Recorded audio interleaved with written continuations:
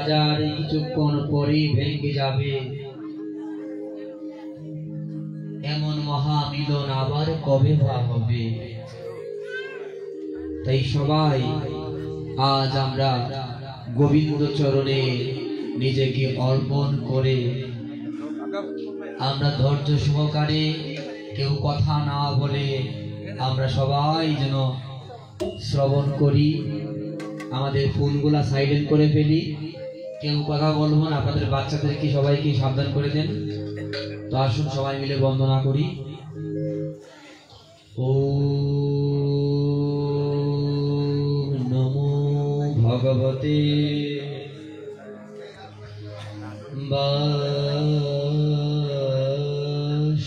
বাসুদেবায় নমো নমো। ওম নমো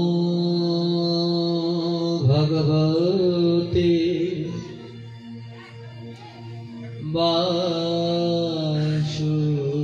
বাসুদেবায় নমো নমো। অখণ্ড মণ্ডলাকারণং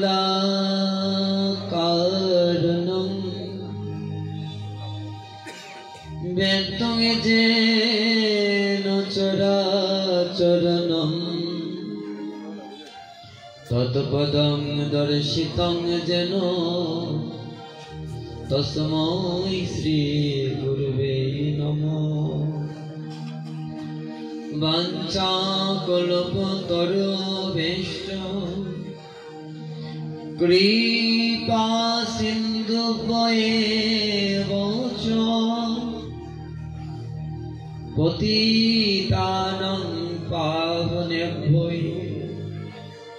বৈষ্ণবেভ্যো নমো নমঃ। নমো মহাবদন্নায় কৃষ্ণ প্রেম পদায়তে কৃষ্ণায় কৃষ্ণ চৈতন্য নামনে গৌরস্তিষে নমো নমঃ। হে কৃষ্ণ করুণা সিন্ধু দীনবন্ধু জগৎপতে গোপেশ গোপিকা কান্ত রাধা কান্ত নমস্তুতে। তৎপকাঞ্চন গৌরাঙ্গী রাধে বৃন্দাবনেশ্বরী বৃষভানুসুতে দেবী প্রণমামি হরি প্রিয়ে। ওম বৃন্দায় তুলসী দেব্যৈ প্রিয়ায় ওই কেশবৈশ্য চ কৃষ্ণ ভক্তি পদে দেবী সত্যবত্যৈ নমো নমঃ। জয় জয় শ্রী গৌরাঙ্গ নিত্যানন্দ জয় দ্বৈত চন্দ্র গদাধর শিবসাদি গৌর ভক্তবৃন্দ। হরে কৃষ্ণ কৃষ্ণ কৃষ্ণ হরে হরে হরে রাম রাম রাম হরে হরে।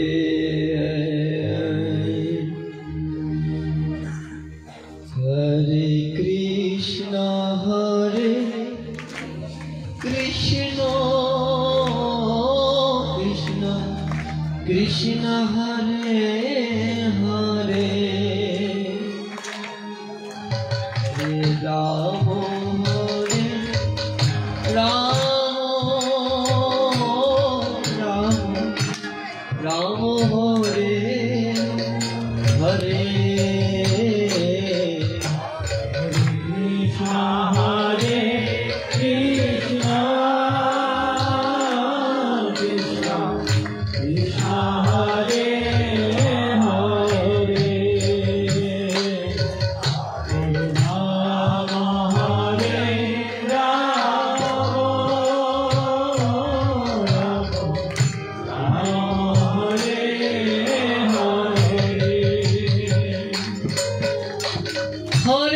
কৃষ্ণ হরে কৃষ্ণ কৃষ্ণ কৃষ্ণ হরে হরে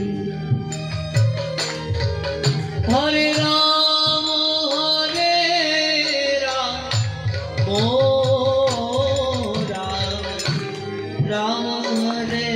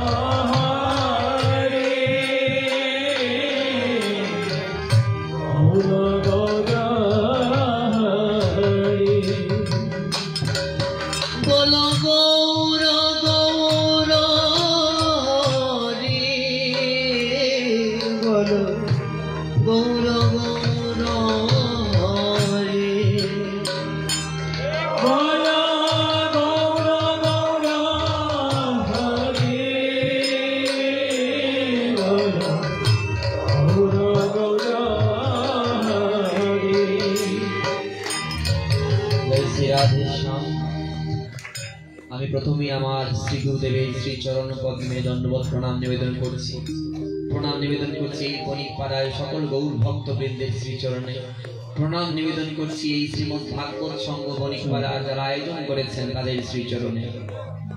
আসন শুরুতেই আজকে বিদায়ী লগ্নে আজ আহ্বানী কীর্তন করে পরবর্তীতে আমরা পূর্ণ কীর্তন করব। আজকে পাঠের সময় কিন্তু কম, আমরা পরে পূর্ণ কীর্তন আছে।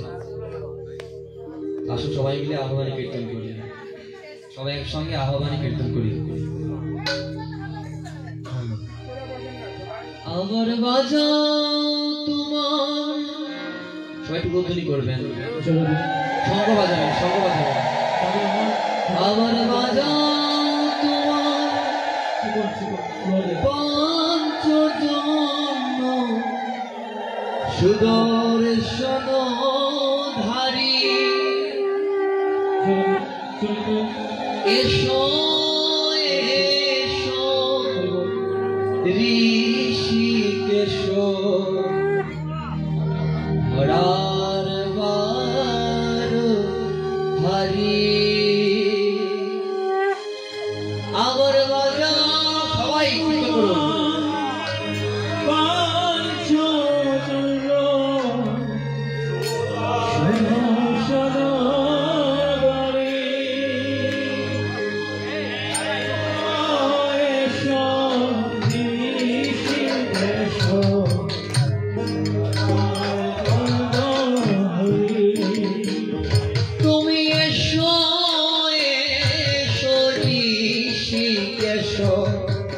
দরার বার হারি, তুমি এসো এসো ঋষিকেশ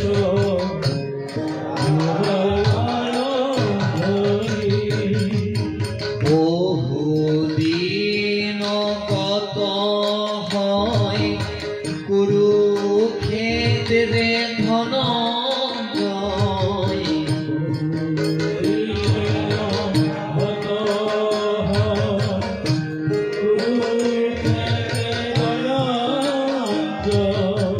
শুনেছিল তব মুখে গীতামৃত বাণী, শুনেছিল তব মুখে গীতামৃত বাণী। ও কত পাপী পাপী করে গেল তত্ত্ব কথা শুনি,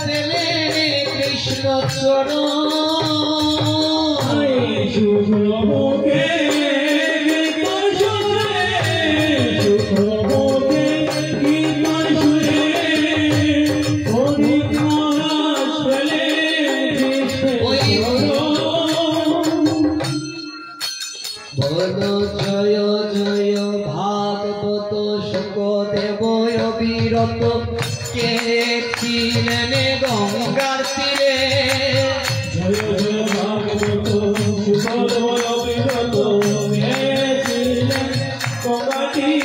জয় ভাগবত জয় ভাগবত জয় ভাগবত জয় ভাগবত জয় ভাগবত জয় ভাগবত ভাগবত জয় ভাগবত জয় ব্যাস দেব জয় ব্যাস দেব জয় ব্যাস দেব জয় ব্যাস দেব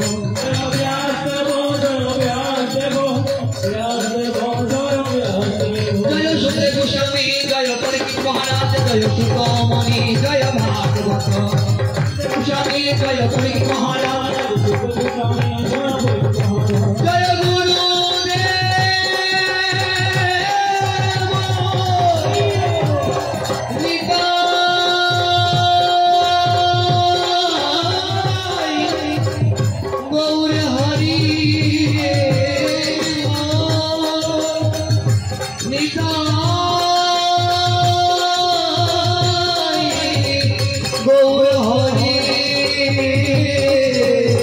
হরি হরি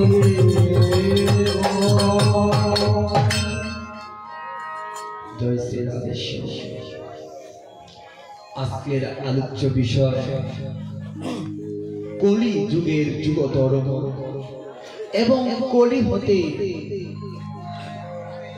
উদ্ধারের উপায়।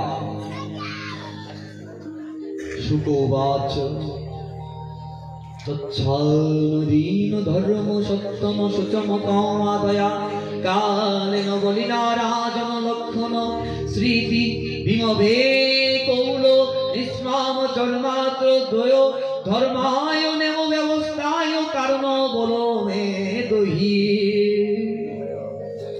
শুকদেব গোস্বামী বললেন, ওহে পরীক্ষিত, কালের ক্ষমতা অপরিসীম, যুগ ধর্ম সত্য পবিত্রতা ক্ষমা দয়া আয়ু স্মরণ শক্তি উত্তরণের হিমবল হয়ে পড়বে। কলিযুগে ধর্মাঢ্য ব্যক্তিগণ কুলীন সদাচারী সদ্গুণী স্বীকৃতি পাবেন। তখন ধর্ম ন্যায় ব্যবস্থাকে নিমিত্ত ক্ষমতার ব্যবহার হতে দেখা যাবে। শুকদেব গোস্বামী পাদ শ্রীমদ্ ভাগবতের দ্বাদশ স্কন্ধের 2য় অধ্যায়ে বলেছেন, পরীক্ষিত কি করেছিলেন। আজকে তো শেষ দিন, তাই পূর্ব থেকে আলোচনা করতে হয়। পরীক্ষিত মহারাজ শৃঙ্গি মুনির অভিশাপে উনি জানতে পেরেছিলেন 7 দিন পর ওনার মৃত্যু। এখন আমাদেরকে যদি বলা হয় 7 দিন পর আমাদের মৃত্যু, দেখবেন মৃত্যুর কথা সবাই ভয় পায়। মৃত্যুর কথা শুনলে আমরা সবাই ভয় পাই বটে, কিন্তু মৃত্যুর পূর্বেও আমাদের চিন্তা চেতনা আমাদের পরিবর্তন হয় না। আমরা যখন মৃত্যুর পূর্বে বিছানায় থাকি তখন আমাদের বিছানার মধ্যে থেকে থেকে আমরা কি করি? যারা শুদ্ধ ভক্ত তারা একটাই চিন্তা, ভব নদীর পাড়ি দিবি কেমন করে। আমরা কি করি? আমরা বেশিরভাগ লোকেরাই কি করি? আমরা মৃত্যুর পূর্বে ছেলেকে বলি, আমার দোকানের চাবিটা সেখানে রয়েছে, বাবা আমি তো মরে যাব, আমার সম্পত্তিটা তুই দেখে রাখিস। আমি তো চলে যাব, সুন্দর করে আমার বিল্ডিংটা যত্ন করে রাখিস।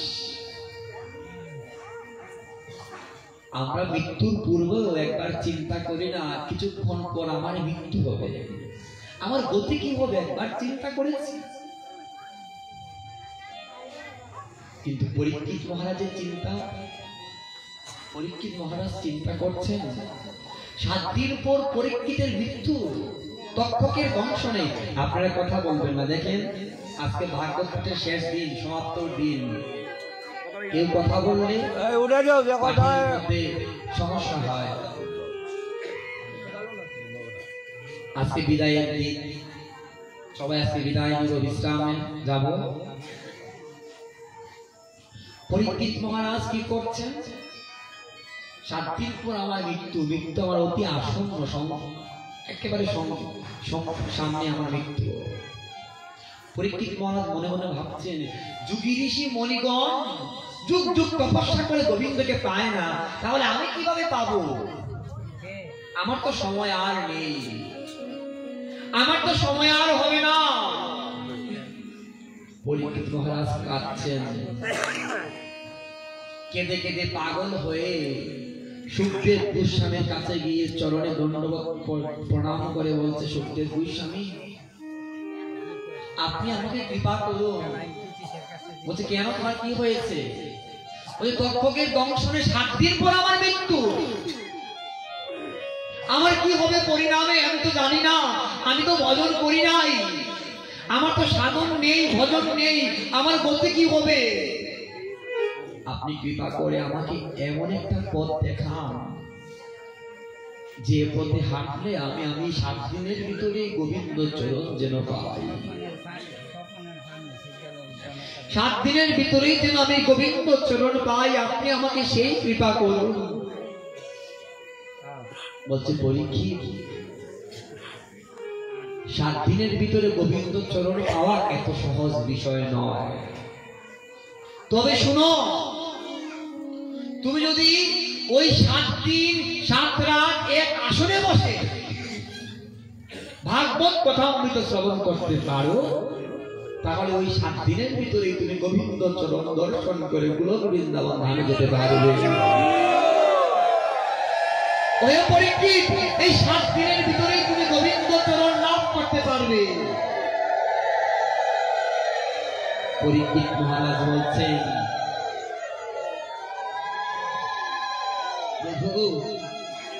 তুমি আমাকে যে কথা বলেছো জানি না আমি কি পারবো, তুমি যদি কৃপা করো, তুমি যদি করুণা করো, তুমি যদি দয়া করো, তাহলে প্রভু আমি পারবো। পরীক্ষিত মহারাজ বিশাল যজ্ঞের আয়োজন করেছেন, ভাগবত মহাযজ্ঞ আপনাদের মতো। এই যে ভাগবত মহাযজ্ঞ সার্বজনীন শ্রীমদ ভাগবত সংঘের উদ্যোগে বণিকপাড়ায় আয়োজন করেছেন। তারা কত না পরিশ্রম করেছেন, কত না কষ্ট করেছেন এই ভাগবত যজ্ঞের জন্য, কত আগ্রহ ছিল তাদের। সৎ কাজ সকলে করে না বাবা, সৎ কাজ সবাই করতে পারে না। আপনি একটু সুন্দর করে প্যান্ডেল বানিয়ে একটি যাত্রা গানের আয়োজন করুন, আপনি প্যান্ডেল বানিয়ে বাজে কিছু আয়োজন করুন, দেখবেন সবার সহযোগিতা পাবেন। আর আপনি যদি কোনো ভগবত কথার আয়োজন করেন, আপনি যদি কীর্তনের আয়োজন করেন, সেটার মধ্যে শুধু বাধাই থাকবে, বাধাই থাকবে। এই জগতে ভালো লোকের সংখ্যা খুব কম। তার কারণ কি? আজকে আমাদের আলোচনার কারণটাই হচ্ছে তার, আজকের আলোচনার কারণটাই হচ্ছে কলি মহারাজকে নিয়ে। কলি মহারাজ বলছেন কি? বলছে আমি যে পৃথিবীতে যাব, আমি কি কোথায় থাকবো?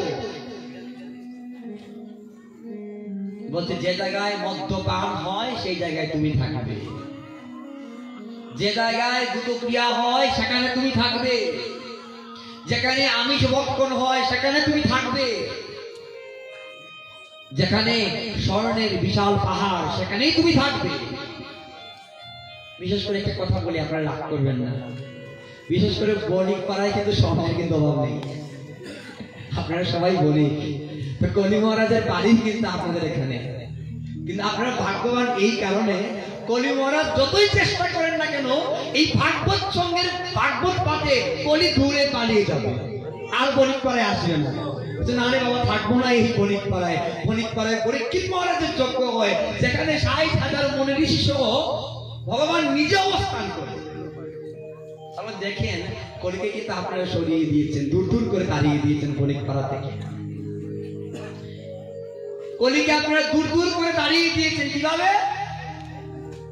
এই ভাগবত পাঠের মধ্য দিয়ে। এই যে ভাগবত যজ্ঞ আপনারা করছেন বণিকপাড়ায়, আপনারা নিজেও চিন্তা করছেন না এই যে এত এত ভক্তের সমাগম, এইরকম সমাগম কিন্তু সব জায়গায় হয় না, কিন্তু বণিকপাড়ায় কেন হচ্ছে? তার বিশেষ কারণ কি? বিশেষ কারণটা হচ্ছে যারা আয়োজন করছে তাদের মনটা হচ্ছে সরল, তাদের মনটার মধ্যে দীনতা আছে, অহংকার নেই, হিংসা নেই। কেননা সৎ কাজে গোবিন্দের কাছে সর্বদা নিজেকে দীনতায় রাখতে হবে। ভগবান বলেছে আমি যাত্রার বাড়িতে যাইও না, যাত্রার বাড়িতে আমি খাইও না। একদিন মা যশোদাকে রাজা নিমন্ত্রণ করছে যে তোমার গোপালকে খাওয়াবো। তখন মা যশোদা বলছে বাবা যাও, তোমাকে এত সুন্দর করে রাজা নিমন্ত্রণ করেছে, যাও তার বাড়িতে। বলছে মা আমি রাজপ্রাসাদে যেতে চাই না। সেই রাজপ্রাসাদে গিয়ে কি করবো? এই রাজপ্রাসাদ যত সুন্দর দেখতে পাচ্ছি তার ভিতরে কিন্তু অসুন্দর। একটা গানে আছে না, মা কালের ফল দেখতে পারো তার বাহির, বাহির কি বাহির লাল আর ভিতরে কালো। ঠিক তদ্রূপ মাগো ওই জমিদারিত্ব তার অহংকার থাকবে, আমাকে যে সেবা দিবে ওই সেবার মন তার নেই, তার থেকে কাঙ্গালের ভিখারি করে গিয়ে আমি খেতে পারবো। তোর মায়ের কথা ফেলবে কেমন করে? তখন সেই ভগবান শ্রীকৃষ্ণ ওই রাজপ্রাসাদে গেছেন। ওই জমিদার কি করছে জানেন?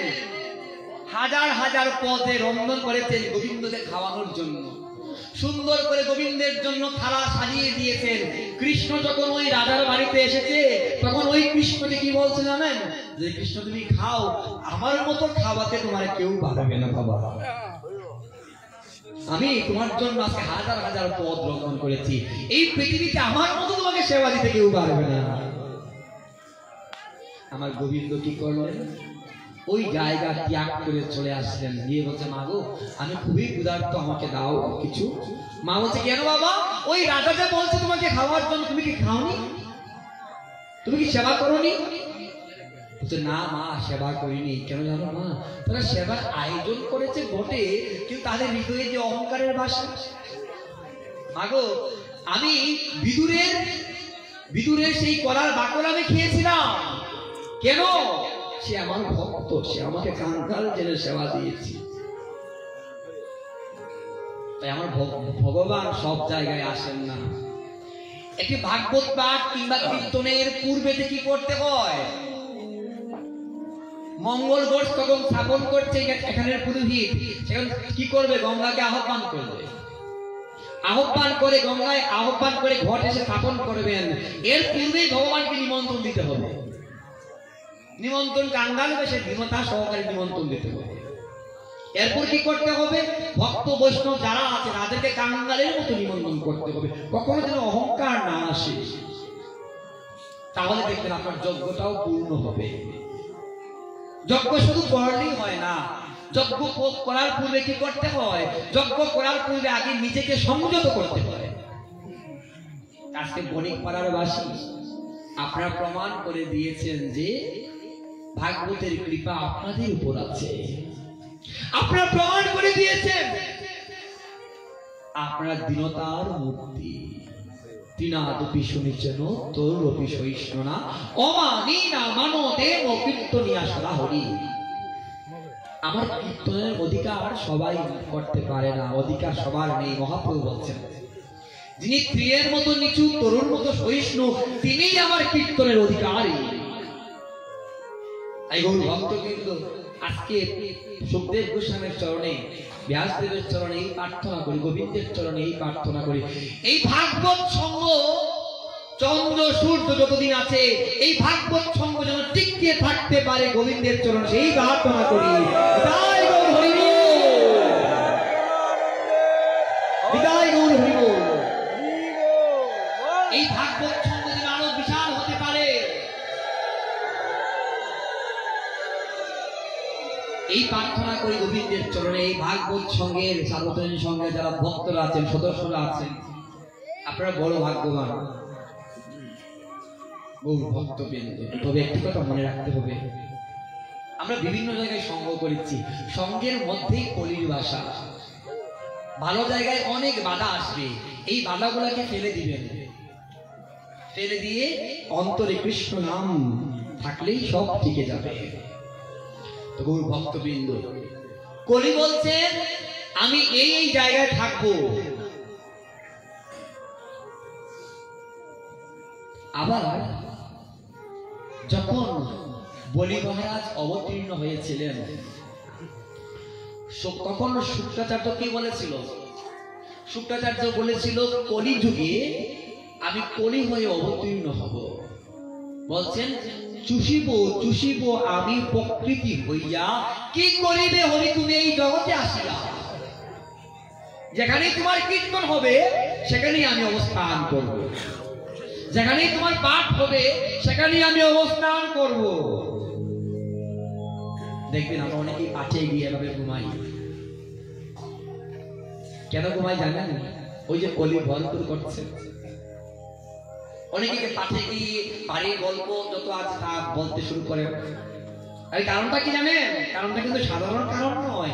ওই কলি বলেছিল আমি আসবো, সব জায়গায় কলি আছে। ভগবান তার উত্তরে বলেছিল, ওই শুক্রাচার্য তুমি বলেছো কি চুষিব চুষিব আমি প্রকৃতি হইয়া। কলি মহারাজ প্রকৃতির মধ্যে বিরাজমান। ভগবান বামনদেব বলছে, ওই শুক্রাচার্য তুমি যত কিছু বলো না কেন, ওই কলির যুগের কলির জিতকে আমি হরিনাম দিয়ে তরিয়ে নিয়ে যাবো আমার কাছে, তুমি কিছু করতে পারবে না। তুমি যে জায়গায় যাবে সেই জায়গায় আমার নাম রূপ ভগবান তোমার পিছন পিছন থেকে শুরু করবে। দেখি তুমি কি করতে পারো, দেখি তুমি কি করতে পারো।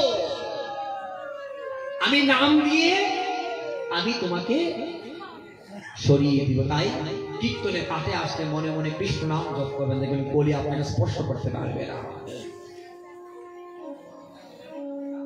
ভক্তবৃন্দ জানেন, এমনও হতে পারে আপনাদের এই বণিক পাড়ায় ভক্ত রূপ ধারণ করে ভগবান নিজ গুণে কৃপা করে এসেছেন। এমনও হতে পারে বৈষ্ণবগণ, দেবাদিদেব মহাদেব যিনি পরম বৈষ্ণব চূড়ামণি, তিনিও আসতে পারেন এই ভাগবত পাঠে। কৃপার প্রয়োজন, অনুভূতির প্রয়োজন, অনুরাগের প্রয়োজন। আমি ভক্তদের মুখে শুনেছি এই পাঠ শুরু হওয়ার পূর্বে এখানে অনেকেই মৃত্যুবরণ করেছেন, এবং এই বণিক পাড়ায় অনেকের মৃত্যুবরণের পর সবার মনে আতঙ্ক হয়েছিল। সেই থেকেই আপনাদের এই আদালতের গোস্বামী প্রভুপাদ দেবব্রত গোস্বামী মহোদয় বলেছিলেন ভাগবত পাঠ দেওয়ার জন্য। গুরু ভক্তব্য জানেন, যারা মৃত্যুবরণ করেছেন তাদের জন্য আজকে এই ভাগবতের চরণে আমি তুলসী দিয়েছি, ওনারা যেন গোবিন্দ চরণ প্রাপ্তি হয়। আর তারা কত ভাগ্যবান জানেন, তারা নিজে মরেছেন, নিজে চলে গেছেন, কিন্তু আপনাদের জন্য প্রকৃত ধন রেখে গেছেন, সেটা এই ভাগবত সঙ্গ। আর এই ভাগবতের নৌকায় উঠে আপনারাও চলে যাবেন গোলক বৃন্দাবন ধামে। গৌর ভক্তবৃন্দ, পরীক্ষিত মহারাজ কাঁদছেন, প্রভু আমি কি পারবো ভাগবত শ্রবণ করতে 7 দিন 7 রাত? গৌর ভক্তবৃন্দ এক আসনে বসে পরীক্ষিত মহারাজ শ্রবণ করছে, সাথে কে 60,000 মনি ঋষি। আমরা 1-2 ঘন্টা পাঠে এসে আমাদের মন থাকে না, আর পরীক্ষিত মহারাজ 7 দিন 7 রাত এক জায়গায় বসে আছেন, হরিনাম কথা হরি কথা শ্রবণ করছেন। সুতমণি উগ্রাশ্রবণ 60,000 মনি ঋষি সহ অনেকেই ছিলেন। গৌর ভক্তবৃন্দ, বলা হয়েছে কলির যুগধর্ম কি?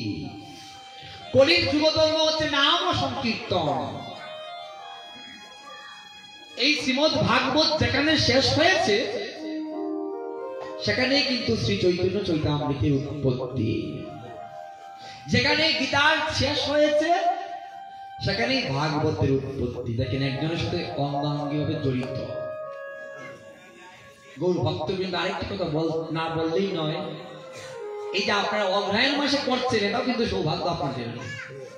কেননা এই অগ্রহায়ণ মাসের শুক্ল পক্ষের মুখ্যদা একাদশী ত্রয়োদশী তিথিতে ভগবান শ্রীকৃষ্ণ হরিয়ানা রাজ্যের কুরুক্ষেত্র রণাঙ্গনে যতীশ্বর নামক জায়গায় বটবৃক্ষের নিচে আনুমানিক সকাল 8 ঘটিকার সময় রোজ রবিবার ভগবান গীতার জ্ঞান দান করেছিলেন অর্জুনকে। এই অগ্রহায়ণ মাসে যে সামনের মঙ্গলবার, মঙ্গল বুধ বৃহস্পতি 3 দিন, একাদশী দ্বাদশী ত্রয়োদশী। আপনারা এই শুভ মাসে আপনাদের এই আয়োজন, আপনারা কত ভাগ্যবান গৌর ভক্তবৃন্দ। শুধু তাই নয়, এই অগ্রহায়ণ মাসটা হচ্ছে মার্গশীর্ষ মাস। গীতার মধ্যে ভগবান বলেছেন আমি মাসের মধ্যে অগ্রহায়ণ। তাই আগামী গীতা জয়ন্তীতে আপনারা সবাই চেষ্টা করবেন সম্পূর্ণ গীতা পাঠ করতে, শাস্ত্রসূত্র পাঠ করতে, তাহলে মহাযজ্ঞ হয়ে যায়। এবং গীতা দান করার চেষ্টা করবেন। বলা হয়েছে অশ্বমেধ যজ্ঞ গুমের যজ্ঞের ফল লাভ হয় যদি একজন ভক্তকে এই গীতা জয়ন্তী তিথিতে গীতা দান করা যায়। আপনারা কত ভাগ্যবান, এই অগ্রহায়ণ মাসে এই ভাগবত পাঠের আয়োজন করেছেন। গৌর ভক্তবৃন্দ, আজ শেষ দিন। আজকে এই শেষ দিন আমরা কলির যুগ ধর্ম বলছেন হরির নাম হরির নাম হরির নাম ওইব কেবলম কুল নাস্তিক্য নাস্তিক্য নাস্তিক্য গতির অনন্যতা। মহাপ্রভু কি করছেন? একবার নয়, 3 বার বলছেন হরির নাম বিনে ভাই গতি নাই গতি নাই গতি নাই। আমরা দেখবেন পরীক্ষা যখন দেই, ওই পরীক্ষার মধ্যে যে 3টি স্টার দেওয়া হয় আমরা বুঝতে পারি সেটাই কিন্তু পরীক্ষার প্রশ্ন আসবে। ঠিক তদ্রুপ মহাপ্রভু আমাদের স্বীকৃতি দিয়ে গেছেন এই নাম কলির যুগ ধর্ম হচ্ছে নাম ও সংকীর্তন। এর থেকে কোনো ধর্ম হতে পারে না। আচ্ছা, আমরা নাম নিচ্ছি, নামে ক্রিয়া হচ্ছে না কেন? বলছেন কি একবার নাম নিলে যত পাপ করে, জীবের সাধ্য নাই সে তত পাপ করে। তাহলে নামে ক্রিয়া হচ্ছে না কেন? নামে কেন কৃপা হবে, কেন কিভাবে ক্রিয়া হবে? পরবর্তী শ্লোককে আমরা কেউ পাঠ করি। বলছেন অপরাধ শূন্য হয়ে লো কৃষ্ণ নাম। আগে কি করতে হবে? দশবিধ নাম অপরাধ জানতে হবে। দশবিধ নাম অপরাধের প্রথম অপরাধ কি জানেন? প্রথম অপরাধটাই হচ্ছে কখনো কোনো কারো নিন্দা করা যাবে না, পরনিন্দা পরচর্চা করা যাবে না, সাধুদের নিন্দা করা যাবে না। আমরা যদি কারো নিন্দা সমালোচনা না করি আমাদের পেটের ভাত হজম হয় না। দ্বিতীয় অপরাধ কি? বলছেন দেবাদিদেব মহাদেব এবং ব্রহ্মার সঙ্গে ভগবানের তুলনা না দেওয়া। তৃতীয় অপরাধ বলা হয়েছে গুরুদেবকে অবজ্ঞা না করা। চতুর্থ অপরাধে বলা হয়েছে কখনো নাম বলে পাপ আচরণ করবেন না। আমরা দেখবেন একদিকে নাম করছি একদিকে পাপ কাজ করছি, হবে না। আপনি একদিকে নাম নিচ্ছেন আবার এই মুখ দিয়ে গালাগাল দিচ্ছেন, হবে না। নামটা করতে হয় কিভাবে? কায় মনোচিত্তে, কেননা নামের সঙ্গে ভগবান জড়িত। ভগবান বলেছেন আমি, আমার নাম, আমার বিগ্রহের মধ্যে কোনো পার্থক্য নেই। আপনারা যারা আছেন মূল ভক্তবৃন্দ, আপনাদের সবার কাছে আমার করজোড়ে প্রার্থনা, আর কি করলেন না করলেন সেটা দেখার বিষয় নয়, অন্তত পক্ষে তুলসী মালা দিয়ে জপ করবেন, এই প্রার্থনা সকলের কাছে। কেননা এই কলিযুগে নাম ছাড়া কোনো গতি নেই।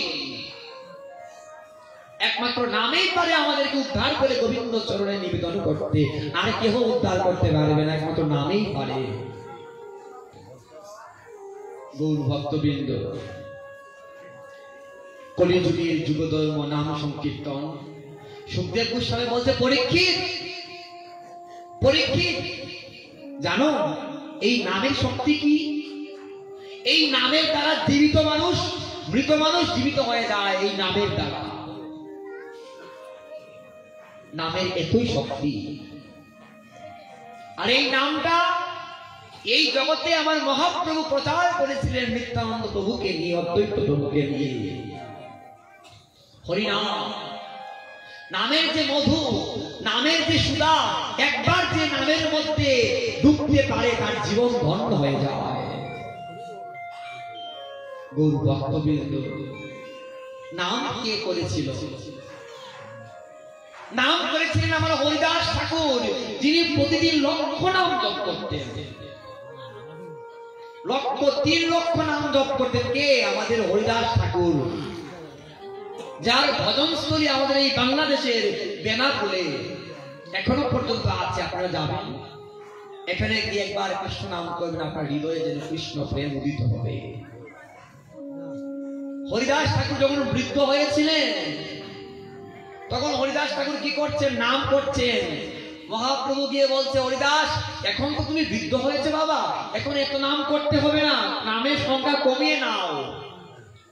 হরিদাস ঠাকুর বলছে, আমি 2 বেলা না খেয়ে থাকতে পারবো, কিন্তু আমি নাম ছাড়তে পারবো না। এই নাম যে আমাকে ছাড়ে না।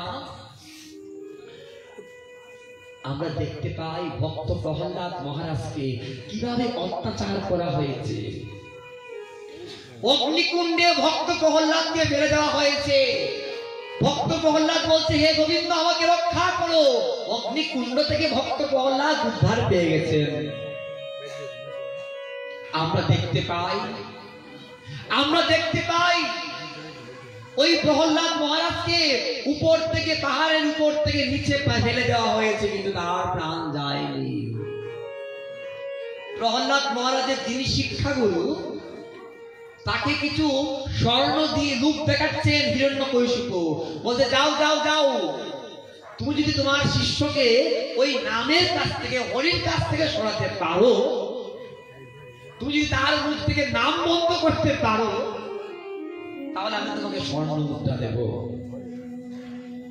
ভক্ত প্রহ্লাদের শিক্ষাগুরু তিনি মনে মনে ভাবছে, তাহলে এক কাজ করি, সে তো আমার শিষ্য, তাহলে আমি তার মুখ থেকে হরিনাম ছাড়িয়ে দিই। সে লোভে পড়ে কি করছেন? ভক্ত প্রহ্লাদকে বলছে, প্রহ্লাদ, আমি তো তোমার শিক্ষাগুরু, তুমি নামটা ছেড়ে দাও। প্রহ্লাদ মহারাজ বলছেন, গুরুদেব, আপনার কথা তো ফেলতে পারবো না, তবে আমি আজকের পর থেকে আর কৃষ্ণ নাম করবো না, আমি নাম ছেড়ে দেব। তবে আমার একটা কথা আপনি রাখবেন। বলছে, কি? আমার একটাই কথা, আপনি কৃপা করে আপনি আজকে সারা রাত আমার পাশে বসে হরিনাম শ্রবণ করবেন। তিনি হরিনাম শ্রবণ করছেন কায় মনোচিত্তে সারা রাত। সকালবেলা মনে মনে ভাবছেন, এখন তো সময় হয়ে গেছে, আমি তাকে চলে যাব আর আমার স্বর্ণ মুদ্রা পেয়ে যাব, আর প্রহ্লাদের মুখ থেকে হরিনাম ছেড়ে দিবি। প্রভাত হচ্ছে একদিকে, ওইদিকে ভক্ত প্রহ্লাদ নাম করছে, নাম শ্রবণ করতে করতে করতে করতে আজ প্রহ্লাদের শিক্ষাগুরু বলছে, প্রহ্লাদ বলছে, গুরুদেব, এবার চলে যান আপনি, আপনি তো স্বর্ণ মুদ্রা পাবেন। আপনাকে আমি কথা দিলাম, আজকের পর থেকে মধুমাখা কৃষ্ণ নাম আমি আর করব না। তখন কি হলো? তখন ওই ভক্ত প্রহ্লাদকে তার গুরুদেব বলছে, ওহে প্রহ্লাদ, তুমি কি নাম শোনালে আমার কর্ণমূলে, যে নাম শুনে আমি পাগল হয়ে গেছি। তুমি কি নাম শোনালে আমার কর্ণমূলে, যে নাম অমৃত পান করে আমার আর কোনো কিছু ভালো লাগছে না। আমি আর কিছু চাই না, আমার প্রয়োজন নেই টাকা পয়সা ধন দৌলত, কোনো কিছুর প্রয়োজন নেই। প্রহ্লাদ, আমাকে একটু কৃষ্ণ নাম শোনাও, আমাকে একটু কৃষ্ণ নাম শোনাও, আমি যেন আর বাকি জীবনগুলা যেন কৃষ্ণ নাম করতে করতে আমার প্রাণ যেন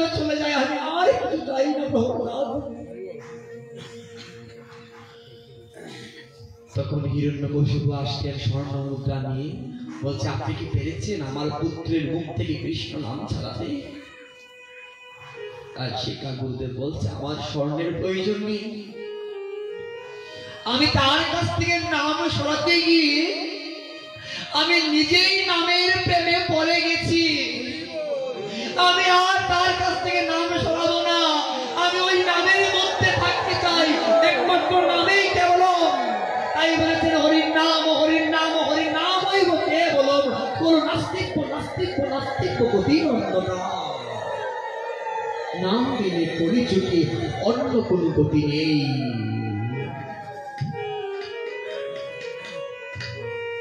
ভক্তবৃন্দ, কলির যুগ ধর্ম হচ্ছে নাম সংকীর্তন। হরিদাস ঠাকুরকে বাইশে বাজারে ব্যবসাঘাত করা হয়েছিল। কাজী বলেছিল, হরিদাস তোমার মুখ থেকে নামকে ছাড়াতে আমি বাইশে বাজারে তোমাকে ব্যবসাঘাত করবো। বাইশে বাজারে ব্যবসাঘাত করতে করতে করতে করতে জল্লাদরা ক্লান্ত হয়ে গেছে। জল্লাদরা বলছে, তুমি কে বাবা? বাইশটি বাজারে ব্যবসাঘাত তোমাকে করা হয়েছে, কিন্তু তুমি তো নাম ছাড়োনি। তুমি তো সাধারণ কেউ নয়, বাইশটি বাজারে রক্তের ঢল নেমেছে, কিন্তু সেই হরিদাস ঠাকুরের কোনো কিছুই হয় নাই। ভক্তবিন্দু, হরিদাস ঠাকুর বলছেন, খণ্ড খণ্ড হয় যদি চাই, যদি প্রাণ তবুও বদেন ছাড়িব না এই হরিনাম, আমি নাম কখনো ছাড়ব না। গৌর ভক্তবৃন্দ, তাই এই নামের এতই অমৃত, এতই সুধা। তাই আজকে এই ভাগবত পাঠের মূল আলোচ্য বিষয় হচ্ছে নাম সংকীর্তন।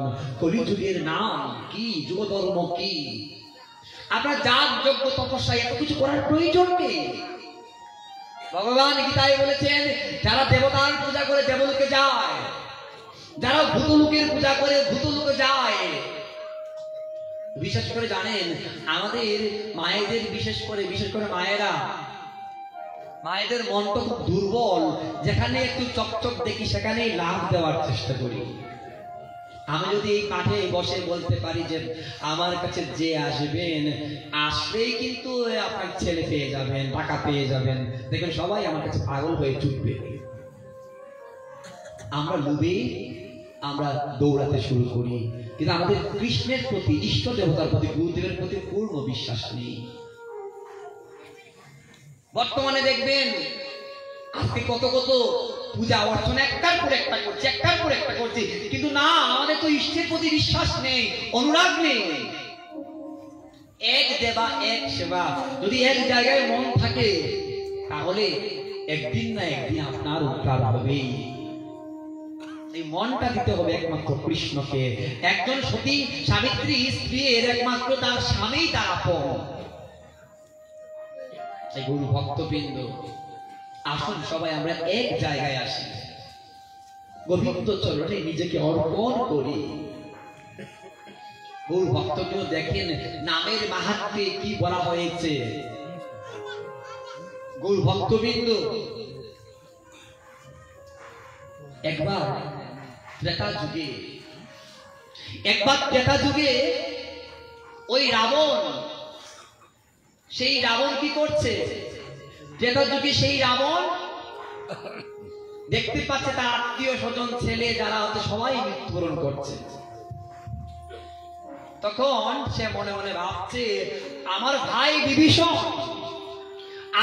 বিভীষণের পুত্র হচ্ছে তরুণী সেন, ওই তরুণীকে একবার যদি পাঠাতে পারি ওই রামের কাছে, আমার মনে হয় আমি যুদ্ধে জয়ী হব। কেননা গয়ের শত্রুকে বিভীষণ, সে যখন নিজের পুত্রকে দেখতে পারবে তখন সে আর কোনো যুদ্ধ করবে না, আমরা বেঁচে যাব।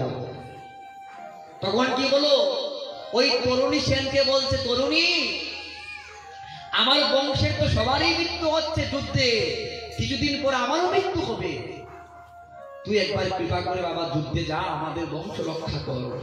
ছোট বাচ্চা কিছু বুঝে না, সেই ছোট বাচ্চাটা কি করছে, গিয়ে বলছে, মা মা মা, জেঠু বলেছে আমি নাকি যুদ্ধে যাব। বলছি কেন যুদ্ধে যাবে? তুই তো ছোট, তুই যুদ্ধ করতে পারবে না, কেননা জানিস এই যুদ্ধের মধ্যে স্বয়ং ভগবান আছে, আর ভগবানের সাথে আমরা কেউ লড়ে আমরা জিততে পারবো না। বলছে মা, জেঠু বলেছে আমি যাবই, তুমি আমাকে কৃপা করে পাঠিয়ে দাও মা। গুরু ভক্তবৃন্দ, মা কে হতে পারে? মা কি সবাই হতে পারে? হ্যাঁ পারে, যদি হৃদয়ে কৃষ্ণ প্রেম অনুরাগ থাকে। তরুণী সেনের মা সেই বিভীষণের স্ত্রী বলছে বাবা তুই তো চলে যাবে যুদ্ধে, আমি জানি এই যুদ্ধে যে যায় সেই মৃত্যুবরণ করে, তোর তো মৃত্যু হবে, আমি এক কাজ করি বাবা, তোর সারা শরীরের মধ্যে নাম লিখে দিই। ছোট বাচ্চা তরুণী সেনের সারা অঙ্গের মধ্যে কৃষ্ণ নাম লিখে দিচ্ছেন, হরে কৃষ্ণ কৃষ্ণ কৃষ্ণ হরে হরে, হরে রাম রাম রাম হরে হরে, নাম লিখে দিলেন। কেননা মায়ের মন, মা জানেন যদি নাম যদি শরীরের মধ্যে লেখা থাকে তাহলে কৃষ্ণ কখনো আঘাত করতে পারবে না, ভগবান রামচন্দ্র কখনো আঘাত করতে পারবে না, কেননা নাম এবং নামের মধ্যে কোনো ভেদাভেদ নেই। এবার তরুণী সেনকে বলছে তরুণী তুমি যখন বাবা যুদ্ধ করবে, বাবা তুমি একটা পুষ্প বাণ দেবে, আর ওই পুষ্প বাণ থেকে যেন আকাশ থেকে পুষ্প বৃষ্টি হয়, আর আমার ভগবান রামচন্দ্রের গলের মধ্যে যেন একটা পুষ্পমালা পড়ে যায়। আর তুমি কিছু করতে পারবে না, কেন বাবা ওই ভগবান রামচন্দ্র উনি হচ্ছেন স্বয়ং ভগবান। এই কথা বলে দিলেন, বলে দিয়ে বলছে বাবা এই পৃথিবীতে আমার মতো হতভাগ্য মা এই পৃথিবীতে কেহ নেই, যে মা পুত্রের মৃত্যু কামনা করে পুত্রের মৃত্যু দেখতে চায়। গৌর ভক্তবৃন্দ তখন চলে গেল। তরুণী সেন যাবার সময় রাবণের কাছে গিয়ে বলছে জেঠু জেঠু আমি যুদ্ধে যাচ্ছি। বলছে কি রে বাবা, তোর মাকে তোকে যুদ্ধে যেতে দিবে? বলছে হ্যাঁ মা, আমার শরীরে সুন্দর করে নাম লিখে মা আমাকে পাঠাচ্ছেন যুদ্ধ করার জন্য।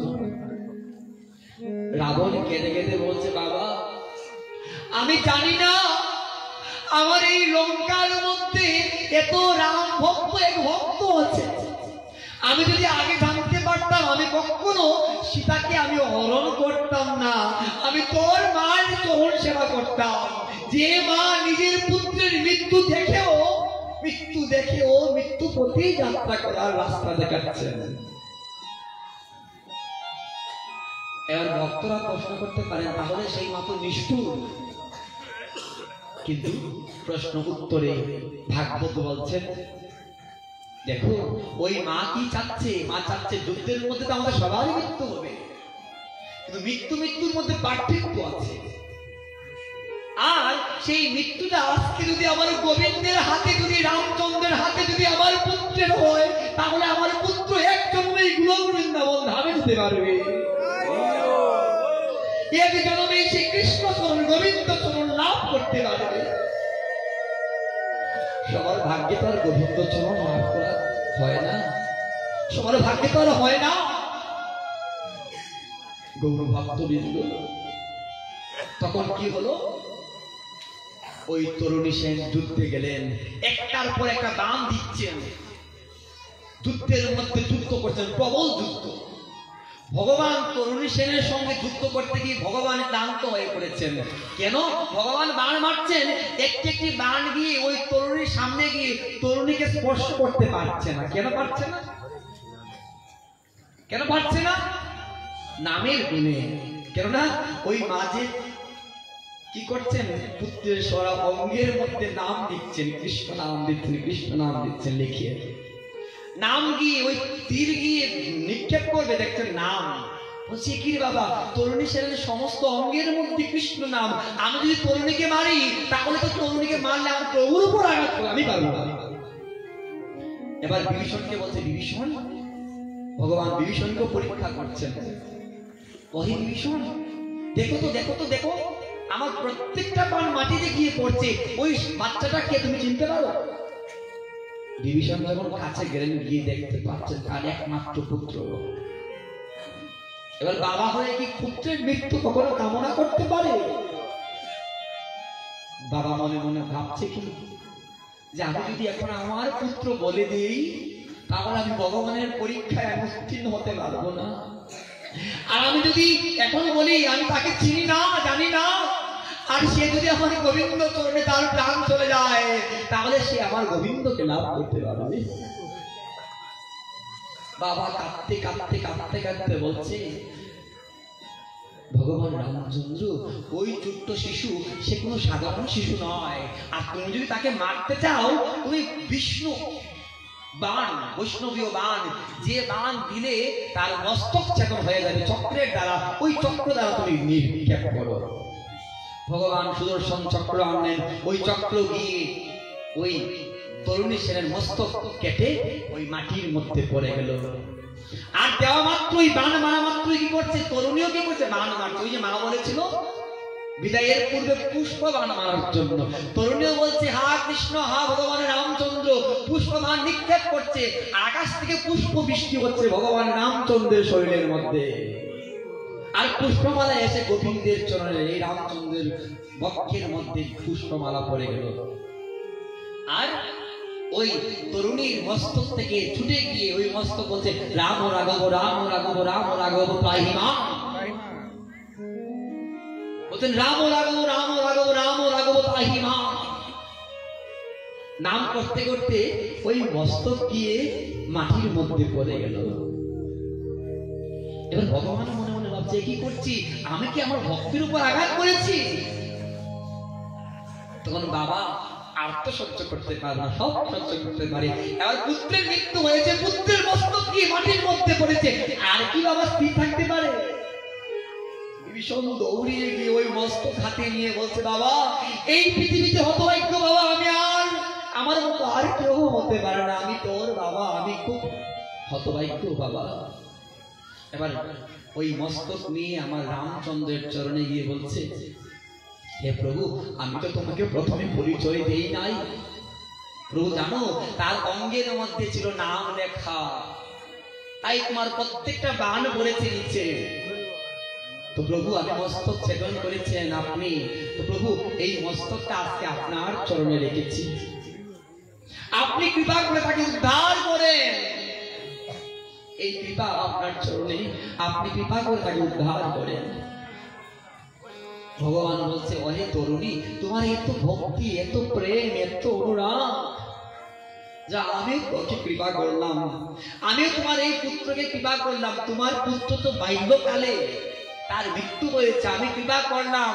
আগামী জন্মে যখনই আমি ওই বৃন্দাবনে কৃষ্ণ হয়ে অবতীর্ণ হব, আমার সবচেয়ে প্রিয় হবে তোমার এই তরুণী, তার নাম হবে সুবল সখা, সে হবে আমার প্রিয় সখা। শুধু দাপর যুগে নয়, আবার যখন কলিতে আমি অবতীর্ণ হব তখন সে হবে গৌরী দাস কীর্তনিয়া। আমার বিভীষণ বলছে, প্রভু তোমার এত কৃপা, এত করুণা। তাই ভগবান বলছেন, এই নাম এতই শক্তি, একবার যদি নাম নিতে পারেন আপনার জীবন ধন্য হয়ে যাবে। গৌর ভক্তবৃন্দ, তাই আমরা আজকে ভাগবত পাঠে সবার চরণে একটাই নিবেদন, বেশি করে নাম জপ করবে। আর গৌর ভক্তবৃন্দ, এই ভাগবত সঙ্গের পক্ষ থেকে আমি সবার কাছে ক্ষমা ভিক্ষা চাইছি। এই ভাগবত সঙ্গের ভক্তবৃন্দের কাছ থেকে যদি আপনারা কোনো কষ্ট পেয়ে থাকেন কিংবা অপরাধ যদি হয়ে থাকে, আপনারা নিজ গুণে অজ্ঞজনে ক্ষমা করে দিবেন, কেননা আপনাদের চরণে অপরাধ করে ভাগবত যজ্ঞ সম্পূর্ণ হবে না। আপনারা কৃপা করবেন এই ভাগবত সঙ্গ, বণিকপাড়ার ভাগবত সঙ্গের জন্য, যেন এই সঙ্গ চিরস্থায়ী ভাবে থাকতে পারে আর ভক্তদেরকে উদ্ধার করতে পারে। ওর ভক্তবৃন্দ দেখেন আপনারা কত ভাগ্যবান। এমনও হতে পারে এই 7 দিন 7 রাত আপনারা তো ভাগবত শ্রবণ করেছেন, এমনও হতে পারে এখান থেকে এই ভক্ত এই ভাগবত পাঠ শ্রবণের কারণেই আপনাদের গোলক বৃন্দাবন ধামে বাসও হতে পারে। তাই গৌর ভক্তবৃন্দ, আজকে এই আঙ্গিনা, আজকে এই আনন্দের বাজার ভেঙে যাবে। গৌর ভক্তবৃন্দ বলছেন সাধু সঙ্গ সর্বশাস্ত্রে কয়, লবে মাত্র সাধু সঙ্গ সর্বসিদ্ধি হয়। আর আপনারা 7 দিন সৎসঙ্গ করছেন, এমন ভাগ্য কি সবার হতে পারে? সবার হতে পারে না। গৌর ভক্তবৃন্দ দেখেন সাধু সঙ্গের মহিমায় কি বলা হয়েছে। একবার নারদ মুনি বলছে, প্রভু গো, সাধু দর্শন করলে কি হয়, সাধু সঙ্গ করলে কি হয়, তুমি বলো তো। তখন নারদ মুনি বলছে, এই কথা শুনে ভগবান বলছেন, ওহে নারদ, জানো সাধু সঙ্গ করলে, সাধু দর্শন করলে জীবের এক জন্মেই কৃষ্ণ ভক্তি হয়ে যায়, এক জন্মেই সে কৃষ্ণ লাভ করতে পারে, গোলক বৃন্দাবন ধামে যেতে পারে। এবার কি হলো, রামচন্দ্র এই নারদ মুনি বলছে, প্রভু আমি তোমার কথা বিশ্বাস করি না। কেন আমার কথা বিশ্বাস করো না? প্রভু তুমি ভক্তদেরকে সহজ সরল ভাবে যা বলবে তাই মেনে নিবে, কিন্তু আমি কিন্তু প্রমাণ ছাড়া কোনো কিছু বিশ্বাস করবো না। প্রমাণ চাও? হ্যাঁ প্রমাণ চাই। আচ্ছা নারদ, এক কাজ করো, ওই বটবৃক্ষের নিচে এক কেঁচু পোক আছে, ওই কেঁচু পোককে তুমি জিজ্ঞাসা করো সাধু সঙ্গ করলে কি হয়, সাধু দর্শন করলে কি হয়। যখন ওই কেঁচু পোকের কাছে গিয়ে জিজ্ঞাসা করছে, তুমি নাকি জানো সাধু সঙ্গের মহিমা, তুমি নাকি জানো সাধু দর্শন করলে কি হয়, আচ্ছা বলো তো সাধু দর্শন করলে কি হয়। তখন ওই কেঁচু পোক নারদ মুনিকে দেখা মাত্রই কেঁচু পোকের প্রাণ চলে গেল। গৌর ভক্তবৃন্দ, এই জগতে আসা যাওয়াটাই সার নয়, এই জগতে কিছু করে যান তাহলেই থাকবে সব। গৌর ভক্তবৃন্দ, ওই কেঁচু পোকটা যখন মৃত্যুবরণ করলেন, তখন ওই নারদ মুনি আবার গেলেন গোবিন্দের কাছে, বলছে, গোবিন্দ তুমি না বলেছো ওই কেঁচু পোকেই জানে সাধু সঙ্গের মহিমা, সাধু দর্শনের মহিমা, তাহলে কই ওই সাধু সঙ্গের মহিমাতে? সে তো বলতে পারলো না, সেটা আমাকে দেখা মাত্রই তার প্রাণ চলে গেল। তখন ভগবান বলছে, যাও, সবে মাত্রই পাশের বাড়িতে গাভীর বাচ্চা প্রসব হয়েছে, ওই বাচ্চাকে জিজ্ঞাসা করো, গাভীর বাচ্চাকে, তোমাকে সাধু সঙ্গের মহিমা বলে দিবে, সাধু দর্শনের মহিমা বলে দিবে। নারদ মুনি ভগবানের কথা শুনে আবার চলে গেলেন গাভীর বাচ্চার কাছে, গিয়ে বলতে, তুমি নাকি জানো সাধু সঙ্গের মহিমা। ওই গাভীর বাচ্চা নারদ মুনির মতো পবিত্র বৈষ্ণব, পবিত্র সাধুকে দেখে নারদ মুনির সামনে আবার ওই গাভীর বাচ্চার প্রাণ চলে গেল। গাভীর বাচ্চাও সেখানে মৃত্যুবরণ করেছে। এবার ভগবানের কাছে ওই নারদ মুনি আর গেলেন না। কেন গেলেন না? বলছে, আর প্রয়োজন নেই বাবা সাধু সঙ্গের মহিমা জানার, সাধু দর্শনের মহিমা জানার, যার কাছে যাই সেই মৃত্যুবরণ করে, আমি তো তাদের জন্য অপরাধী হয়ে যাচ্ছে, আমার যাওয়ার প্রয়োজন নেই, বাড়ি চলে যাই বাবা। নারদ মুনি বাড়ি চলে গেলেন। ভগবান মনে মনে ভাবছে, তাহলে কি নারদ মুনি কি সাধু সঙ্গের মহিমা জেনে গেল? ভগবান আজ নিজ গুণে কৃপা করে আজকে চললেন নারদ মুনির কাছে, গিয়ে বলছে, ওহে নারদ, তুমি কি সাধু সঙ্গের মহিমা জানতে পেরেছো?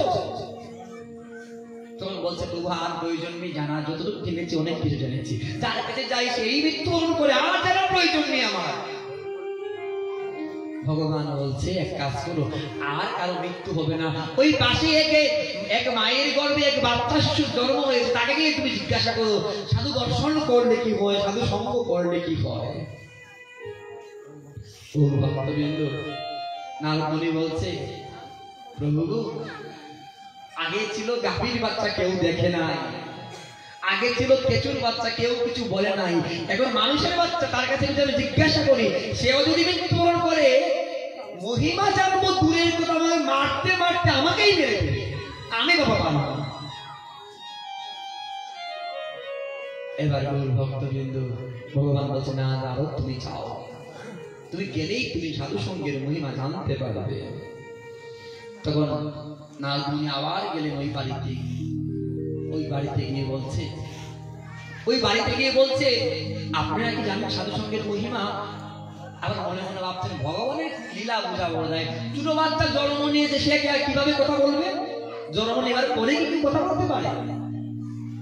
তখন ওই বাচ্চার মুখ থেকে আওয়াজ হচ্ছে, শব্দ হচ্ছে, বলছেন, মুখং করতি দিবাচলং পঙ্গু লম্ব হইতে গিরিম যৎকৃপাতমহং বন্দে পরমানন্দ মাধবম। যদি মাধবের কৃপা হয়, দুবার কথা বলতে পারে। যদি মাধবের করুণা হয়, কৃপা হয়, পাহাড় পর্বত লঙ্ঘন করতে পারে। আজ মাধবের কৃপা হয়েছে, আমি কথা বলতে পারছি। নারদ মুনি, আপনি যে প্রশ্ন আমাকে করেছেন, এই প্রশ্নের উত্তর আমি দিতে পারবো না। এই প্রশ্নের উত্তর স্বয়ং দেবগণ দিতে পারেন না, আমি কিভাবে দিব? তখন বলছে, আমি আমার জীবন থেকে আমার জীবন কাহিনী বলছি আপনাকে। বলছে, বলো। আপনি তো আমার কাছে এসেছেন সাধু সঙ্গের মহিমা জানার জন্য। শুনুন সাধু সঙ্গের মহিমা। আমি ছিলাম পাপিষ্ঠ, আমি ছিলাম পাপিষ্ঠ পাষণ্ডী। সারা জীবন সংসার সংসার করে কাটিয়ে দিয়েছি। একবার কৃষ্ণ সেবায় লাগতে পারি নাই, একবার গোবিন্দ সেবায় লাগতে পারি নাই। বিষয়ের মধ্যেই ডুবে রয়েছি। কিন্তু জানেন, আমি ওই মানব কুল থেকে আমি জন্ম নিয়েছিলাম কেঁচুর বাচ্চা হয়ে। আমি বটবৃক্ষের নিচে ছিলাম, কিন্তু আপনার মতো সাধুগুরু বৈষ্ণবের কৃপায় দর্শনে আমার কেঁচুকুল সার্থক করে আপনার দর্শন করা মাত্রই আমার প্রাণ চলে গেছে। আর যখনই আমার প্রাণ চলে গেছে, তখন আমার স্থান হয়েছে কোথায় জানেন? পরবর্তী জন্ম হলো গাভীর বাচ্চা হয়ে। আবার যখন গাভীর বাচ্চা হয়ে জন্ম নিয়েছি, আবার আপনি কৃপা করে আমাকে দর্শন দিয়েছেন। জানেন, আপনার একটু দর্শনে আমার জীবন ধন্য হয়ে গেছে। আবার আমি জন্ম নিয়েছি কোথায়? মানব কুলে। জানেন নারদ মুনি, আজকে যে আপনার দর্শন পেয়েছি, এই দর্শনে কি হবে জানেন? এই মানব কুল থেকে আমি কোথায় যাব? এই মানব কুল থেকে আমি বৃন্দাবন ধামে চলে যাব। এই তো সাধু সঙ্গের মহিমা, এই তো ভক্ত সঙ্গের মহিমা। নারদ মুনি বলছেন, আমি আমার প্রভুকে অবিশ্বাস করেছি। আমার প্রভুর প্রতি আমার কোনো বিশ্বাস নেই, ভক্তি নেই, শ্রদ্ধা নেই। আজ আমার প্রভু দেখিয়ে দিয়েছেন বাস্তব সাধু দর্শনের মহিমা, সাধু সঙ্গের মহিমা। শুধু গৌর ভক্তবৃন্দ, সময় অল্প, আমি শেষ করে দিব। গৌর ভক্তবৃন্দ, আজকে এই ভক্ত সঙ্গ, সাধু সঙ্গ আজ সমাপ্ত হয়ে যাবে। আজকে আমরা সবাই বিশ্রামে যাব। ভাগবতের কোনো শেষ নেই, ওই বিশ্রাম আছে। আর এমন আনন্দের বাজার কি আমরা পাবো? আমরা আর পাবো না। আবার 1 বছর পরে পাবো, কিন্তু 1 বছর পরে আমরা পাবো, কিন্তু 1 বছর পরে আমি কি থাকতে পারবো, আপনি কি থাকতে পারবেন, তার কোনো নিশ্চয়তা নেই। গৌর ভক্তবৃন্দ, আজ পরীক্ষিত মহারাজ 7 দিন 7 রাতের পর এবার তক্ষক আসছে পরীক্ষিতকে দংশন করার জন্য। তক্ষক নিজেও কাঁদছেন। তক্ষক ভাবছেন, আমি কিভাবে গিয়ে পরীক্ষিতকে স্পর্শ করব? আমি পারবো না। আমি কিভাবে পারবো? আমি পারবো না। কেন জানেন ওর ভক্তবৃন্দ, ভক্তদের হৃদয়ে স্পর্শ করে কারো কোনো শক্তি সামর্থ্য কারো নেই।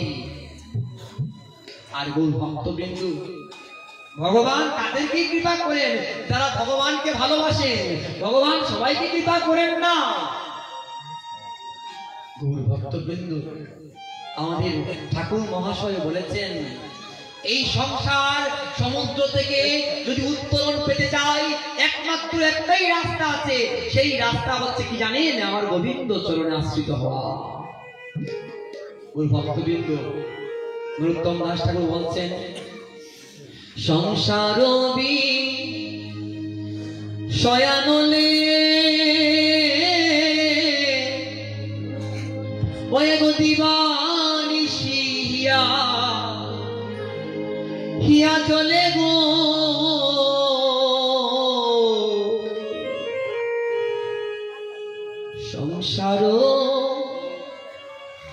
সংসার বিষয়ানলে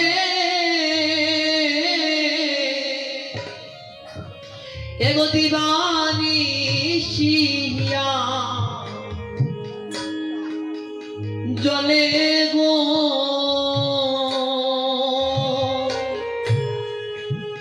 আমি জুড়াইতে না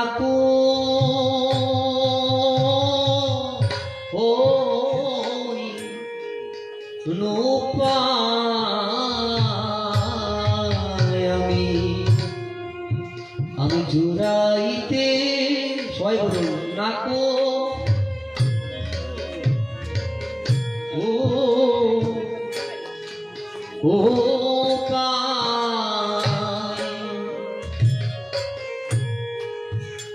আমি জুড়াইতে না কো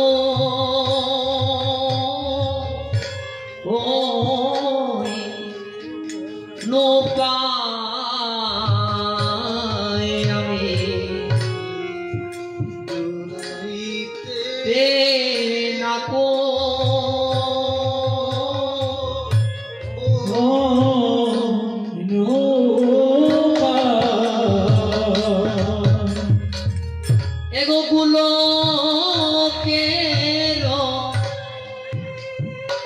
প্রেম ধন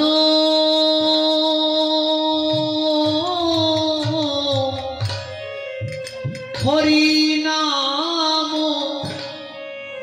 সংকীর্তন রে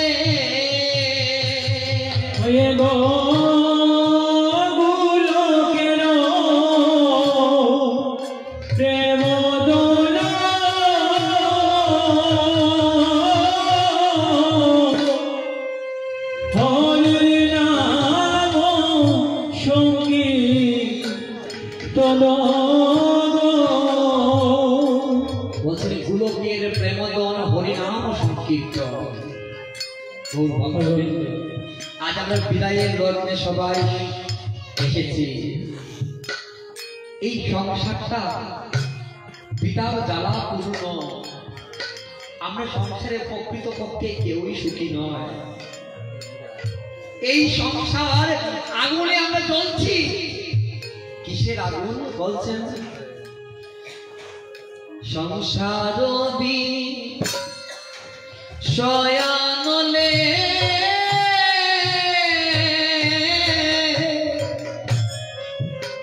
এগো দিবানিশি হিয়া হিয়া চলে গো সংসার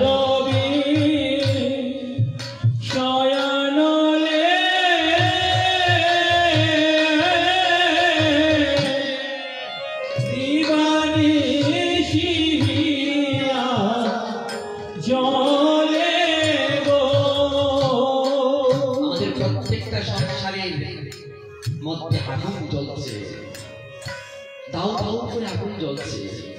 আর একমাত্র এই আগুন যদি আপনি নিবারণ করতে পারেন, সেটা নিবারণ করার একটাই রাস্তা শ্রীমদ্ ভাগবতের সঙ্গ। এই আগুন থেকে যদি আপনি বাঁচতে চান, একটাই সঙ্গ আছে, সেটা হচ্ছে হরিনাম করা, কলির জীবধর্ম হরিনাম সংকীর্তন। তাই পরীক্ষিত মহারাজকে সুখদেব গোস্বামী পাদ বলছেন, কলি থেকে তুমি যদি দূরীভূত হতে চাও, একমাত্র উপায় হচ্ছে কি জানো? নাম শ্রবণ করো, নাম শ্রবণ করো। এই নামেই পারে তোমাকে নামের কাছে পৌঁছে দিতে। গৌর ভক্তবৃন্দ, আমরা কেবল পুত্রকে হারিয়ে কত কষ্টে আছি না? আমরা কেবল স্বামীকে অল্প বয়সে আমরা স্বামীকে হারিয়ে ফেলি। একজন মা তার স্বামীকে যদি অল্প বয়সে হারিয়ে ফেলে, তার মতো দুঃখী এই পৃথিবীতে কেউ হতে পারে না। আবার অল্প বয়সে যদি কোনো বাচ্চাকে কেউ মৃত্যুবরণ করে, কোনো মায়ের কোল থেকে কোনো বাচ্চা চলে যায়, তার মতো দুঃখী কেউ হতে পারে না। আবার দেখেন, আমরা সুখ পেতে চাই, কত সুন্দর করে দালান কোঠা বানাই বটে, কিন্তু গৃহের মধ্যে আগুন। কিসের আগুন? দ্বন্দ্বের আগুন। একজন একজনকে শ্রদ্ধা করছে না, একজন একজনের কথা মানছে না, একজন একজনকে ভালোবাসছে না, একজন একজনের সমালোচনা করছে, শান্তি নেই। তাই তো শ্রীমদ্ ভগবত গীতায় ভগবান বলছেন, হে অর্জুন, এই সংসারটা হচ্ছে কি জানো? এই সংসারটা হচ্ছে দুঃখের আলো, একটা জেলখানা। আর এই জেলখানা থেকে উদ্ধার হতে পারবে তুমি অমৃত গীতার কথা শ্রবণ করো। ঠিক তদ্রুপ বলছে পরীক্ষিত, আজকে তোমার মৃত্যু, আজকে সত্য দিব, তৎক্ষণ তোমাকে দংশন করবে। অহে পরীক্ষিত, তুমি হরিনাম কথা শ্রবণ করো, হরিনাম কীর্তন শ্রবণ করো। একমাত্র এই নামে তোমাকে নামের কাছে নিয়ে যাবে। গৌর ভক্তবৃন্দ, গৌর ভক্তবৃন্দ, তাই এই সংসারে যতই কাজ, যতই ব্যস্ততা আমাদের থাকুক না কেন, আমরা যেন গোবিন্দ চরণে নিজেকে বিলিয়ে দিতে পারি। একটু সময় যেন গোবিন্দের কাছে দেই। মহাপ্রভু দুই বাহু তুলে কি করছে? দুই বাহু তুলে বলছে, আসো ঠিক আমার কাছে আসো, আমি তোমাদের দ্বারা চলতে পারবো না। গৌর ভক্তবৃন্দ, এই জগতে কৃষ্ণ নাম ছাড়া কোনো গতি নেই। একমাত্র নামই পারে গোবিন্দের কাছে পৌঁছিয়ে দিতে। তাই গৌর ভক্তবৃন্দ, নাম মাহাত্ম্যে বলা হয়েছে একবারে এক বণিক, এক বিশাল বড় এক বণিক, যার অনেক অনেক টাকা, অনেক অনেক সম্পত্তি, অনেক অনেক মান। ওই বণিকে চাঁদ সদাগরের মতো সে কোথায় যায়? বাণিজ্যে যায়। যাবার সময় কি করছে জানেন? যাবার সময় তার চার পুত্রকে 1 লক্ষ টাকা ভাগ করে দিচ্ছে। বড় পুত্রকে দিচ্ছে 25,000, তারপর দ্বিতীয় পুত্রকে আরো 25,000, তৃতীয় পুত্রকে আরো 25,000, চতুর্থ পুত্রকে আরো 25,000, কত হলো? 1 লক্ষ। 1 লক্ষ টাকা দিয়ে বলছে, বাবা ওই টাকা দিয়ে তোমরা চলো, কয়টা দিন আমি বাণিজ্য থেকে আবার ফিরে আসি, আমি বাণিজ্য থেকে আবার ফিরে আসি, আমি বাণিজ্য থেকে আবার ফিরে আসি। তখন কি হচ্ছে? তখন সেই সময় বড় পুত্র মনে মনে ভাবছে, বাবা আসার পূর্বেই আমি কি করবো? ওই 25,000 টাকা দিয়ে আরো অনেক কিছু বানাবার চেষ্টা করবো। দ্বিতীয় পুত্র বলছে, এই 25,000 টাকা দিয়ে আমিও বানাবার কিছু চেষ্টা করবো, আরো বৃদ্ধি পাবার চেষ্টা করবো। তৃতীয় পুত্র টাকা আরো বৃদ্ধি করার জন্য চেষ্টা করছে। আর সবার ছোট পুত্র কি করতে জানেন? যেদিনেই 25,000 টাকা বাবার কাছ থেকে পেয়েছে, পরের দিনই ওই 25,000 টাকা তিনি ক্ষয় করে ফেলেছেন বাজে সঙ্গে, কুসঙ্গে পড়ে। এবার বাবা কিছুদিন পর বাণিজ্য থেকে আবার ফিরে আসলেন। ওই বাবা বলছে, বাবা তোমাদেরকে যে 25,000 টাকা দিয়েছি, বাবারা তোমরা কি করেছো টাকা দিয়ে একটু বলো তো, হিসাবটা আমাকে দাও তো। বড় পুত্র বলছে, বাবা আমি ওই 25,000 টাকা দিয়ে 1 লক্ষ টাকা বানিয়েছি। বাবা বলছে, কত আমার সন্তান কত ভালো, 25,000 টাকা দিয়ে 1 লক্ষ টাকা বানিয়েছি। দ্বিতীয় পুত্র বলছে, বাবা আমি 25,000 টাকা দিয়ে বড় ভাইয়ের মতো 1 লক্ষ টাকা বানাতে পারি না, কিন্তু 80,000 টাকা আমি লাভ করেছি। খুব ভালো, খুব ভালো। তৃতীয় পুত্রকে জিজ্ঞাসা করছে, তুমি কত টাকা বানিয়েছো বলো তো। বাবা আমি বড় ভাইয়ের মতো পারি নাই, সেজ ভাইয়ের মতো পারি নাই, তবে আমি 25,000 টাকা দিয়ে আমি কি করেছি জানো? আমি 50,000 টাকা বানিয়েছি। খুব ভালো, খুব ভালো। আচ্ছা আমার আদরের দুলাল ছোট সন্তান, বাবা তুমি 25,000 টাকা দিয়ে কত টাকা বানিয়েছো বলো। ছোট সন্তান কেঁদে কেঁদে বলছে, বাবা জানো, বাবা জানো, আমি এই 25,000 টাকা দিয়ে, হরি বল, বসুন সবাই।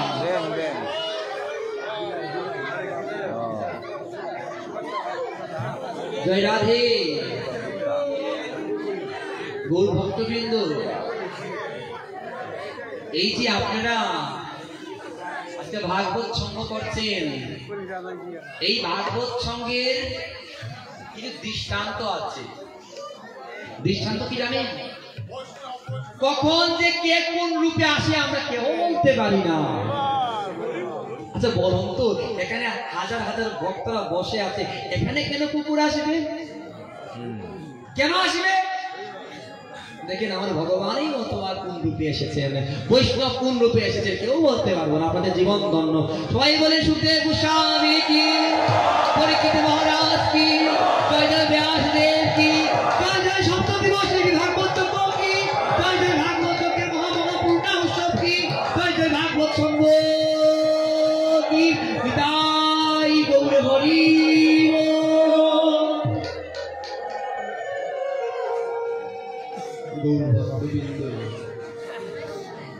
এবার কি হয়েছে কথা বলবেন না কেউ? এবার কি হয়েছে? এবার ওই ছোট সন্তান বলছে,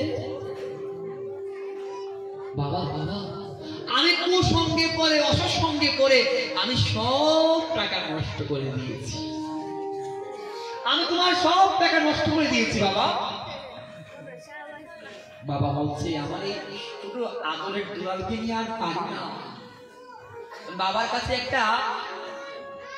একটা কি আছে? মণি পাথর আছে, যে মণি পাথরের স্বর্ণ কখনো ক্ষয় হয় না। পরশ পাথর আছে, যে পাথর লাগালেই স্বর্ণ হয়ে যায়। তোকে না সে সূর্যমণি পাথর দিব, এই পাথর দিয়ে তোর আর কোনদিন ক্ষয় হবে না। নে নে বাবা নে। ছোট সন্তানটি হাতে নিয়ে বলছে, কি আনন্দ কি আনন্দ, আমার বাবা আমাকে সূর্যমণি পাথর দিয়েছে, আমার আর কোনো চিন্তা নেই, আমার আর কোনো চিন্তা নেই। আমাকে বাবা সূর্যমণি পাথর দিয়েছে, আমাকে বাবা সূর্যমণি পাথর দিয়েছে।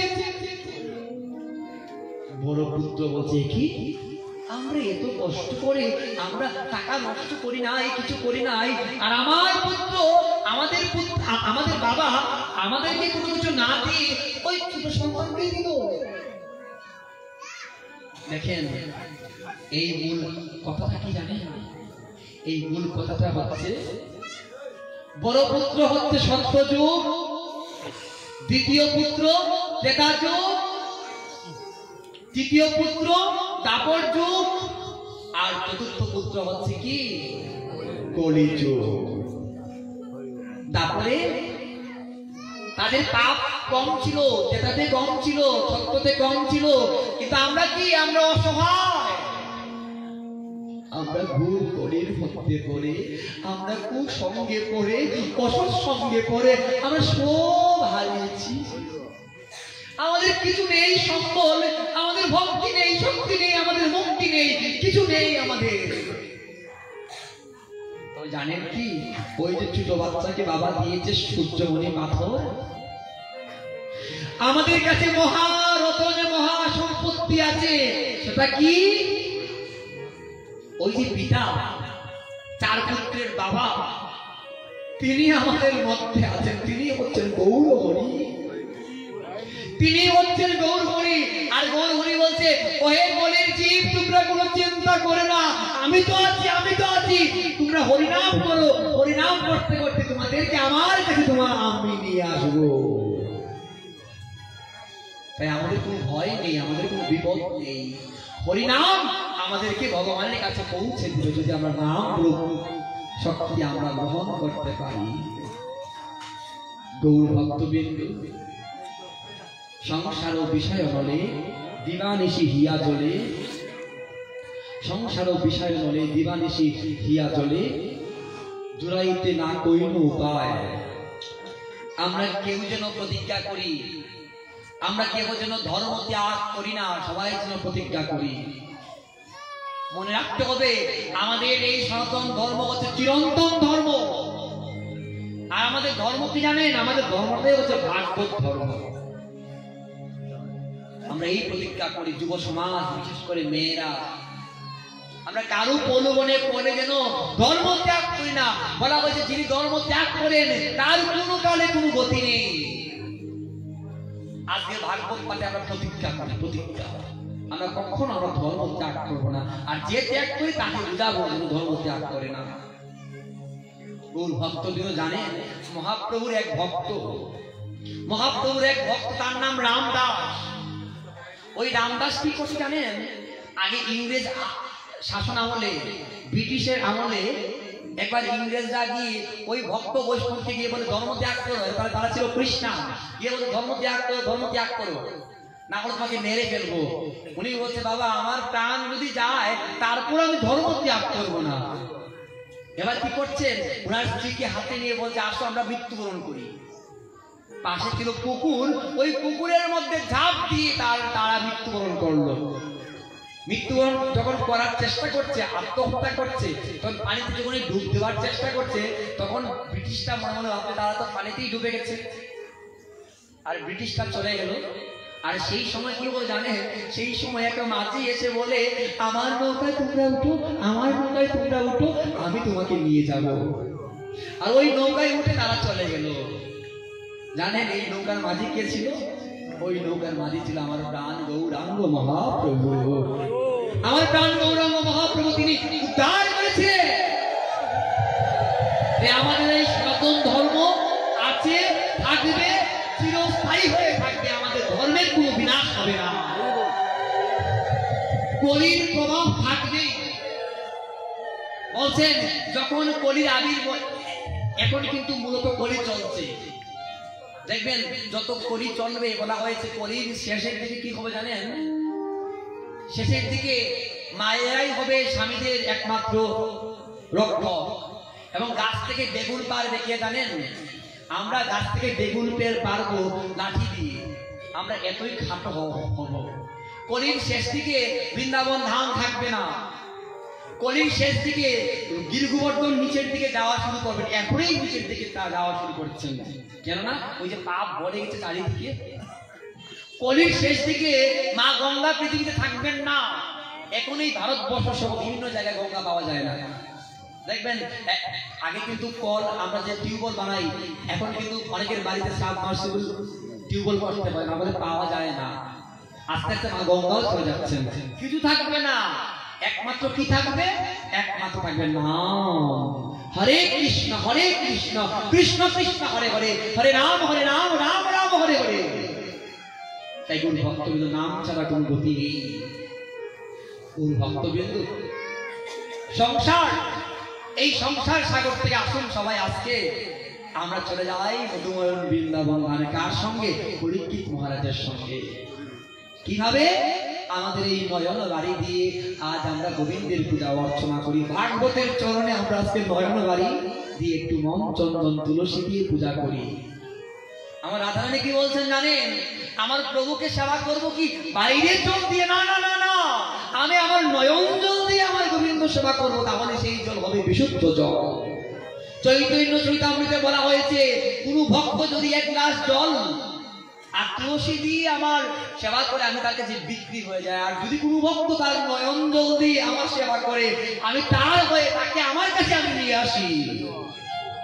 তাই আজকে আমরা ভাগবতের চরণে সেটাই নিবেদন করবো, নয়ন জল দিয়ে আজকে আমরা বিশ্রামে যাব, বিদায়ে যাব। গুরু ভক্তবৃন্দ, এই সংসার সাগর থেকে উদ্ধার পাওয়ার একমাত্রই হচ্ছেন গোলকের প্রেমদম হরিনাম সংকীর্তন। এই সংকীর্তন করার চেষ্টা করবেন। গুরু ভক্তবৃন্দ দেখেন সংসারটা কেমন। বাসুদেব দত্ত মহাপ্রভুর পার্শ্বদ, ওই বাসুদেব দত্ত কি করছে? সংসারের আবদ্ধ হয়ে শুধু সংসার সংসার করছে, একবারও কৃষ্ণ বলে কাঁদে নাই। এবার দেখেন বাসুদেব দত্ত যখন বৃদ্ধ হয়েছে, বাসুদেব দত্তের হঠাৎ করে তার সমস্ত অঙ্গের মধ্যে কুষ্ঠ রোগ হয়ে গেছে। যখন কুষ্ঠ রোগ হয়েছে, ওই বাসুদেব দত্তকে তার পুত্র, তার স্ত্রী বলছে, বাবা বাবা একটা কথা বলি। বলছে কি? বাবা দেখো, তুমি আমাদের সংসারের জন্য অনেক কিছু করেছো বটে, তো বাবা জানো তোমার শরীরে কুষ্ঠ হয়েছে। বাবা আমি তোমাদের কাছে, তোমার কাছে নিবেদন করছি, বাবা আজকের থেকে তুমি আমাদের ঘরে আর থাকতে পারবে না। বাবা তুমি কৃপা করে ওই ঘরের বাইরে তোমার জন্য সুন্দর একটা তাল পাতার ঘর বেঁধেছি, ওই তাল পাতার ঘরের মধ্যে তুমি আজকের পর থেকে থাকবে, আমি তোমার কাছে নিবেদন করছি। তখন বাসুদেব দত্ত মনে মনে ভাবছে, হায় রে সংসার, যে সংসারে যে মায়ায় পড়ে আমি আমার গোবিন্দকে ভুলে গেছি, আজ আমার পুত্র বলছে সামান্য কুষ্ঠ হয়েছে, আমার এই ঘরে কোনো আমার জায়গা নেই, আমার সংসারে আমার কোনো জায়গা নেই। তাল পাতার ঘরের মধ্যে বাসুদেব কাঁদছেন, বলছে সময় থাকতে তো ভজন করি নাই, আমার যে করতে কি হবে। বাসুদেব দত্তের জন্য একটি থালার মধ্যে প্রসাদ দেওয়া হচ্ছে, ওই থালার মধ্যে কুকুর খাচ্ছে, ওই থালার মধ্যে কুকুর খাচ্ছে, আবার ওই থালার মধ্যে বাসুদেব দত্ত প্রসাদ পাচ্ছে। তখন বাসুদেব দত্ত বলছে, গোবিন্দ আজকে আমি সংসারের মধ্যে এতই অমূল্যহীন হলাম, আমার জন্য কেউ থালাটা পর্যন্ত এনে দেয় না। বাসুদেব দত্তের সমস্ত অঙ্গের মধ্যে শুধু কুষ্ঠ নয়, বাসুদেব দত্তের অঙ্গের মধ্যে পোকামাকড়ের বাসা বেঁধেছে। ওই পোকামাকড় একটা একটা করে মাটিতে পড়ছে, আবার তুলছেন, তুলে তুলে বলছে, ওই তোমরা আমাকে ছেড়ে চলে যাও না, আমার স্ত্রী পুত্র তো সবাই আমাকে দূরে সরিয়ে দিয়েছে, তোমরা যদি আমার কাছ থেকে চলে যাও আমি কাকে নিয়ে থাকবো?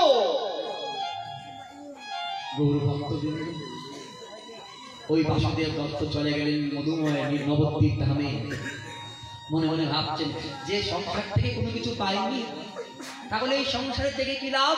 তার থেকে বরং শুনেছি নবদ্বীপে আমার মহাপ্রভু এসেছে, ওই মহাপ্রভুর চরণে গিয়ে একবার ধুলা আমার মস্তকে অর্পণ করে আমার তো আর কিছু করা হবে না।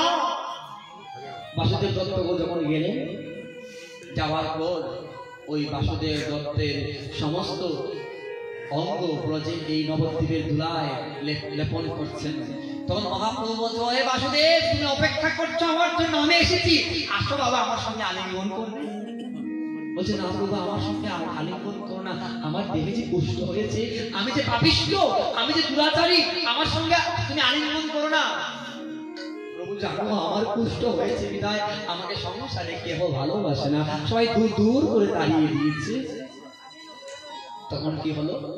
তখন মহাপ্রভু জুড়ে গিয়ে বাসুদেবের সঙ্গে আলিঙ্গন করছেন। আলিঙ্গন করা মাত্রই ওই বাসুদেবের দেহ থেকে সকল কুষ্ঠ দূরীভূত হয়ে গেল।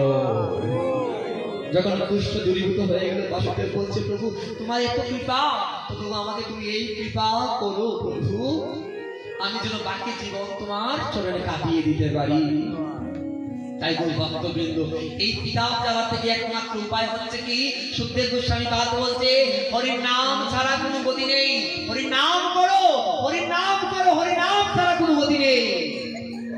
আজকে আমরা সবাই মিলে এই বণিক পাড়ার যারা যারা পূর্বপুরুষগণ মৃত্যুবরণ করেছেন, তাদের উদ্দেশ্যে আমরা সবাই মিলে 3 বার হরিনাম করবো। আসুন সবাই আগে তুলে বলি, হরে কৃষ্ণ হরে কৃষ্ণ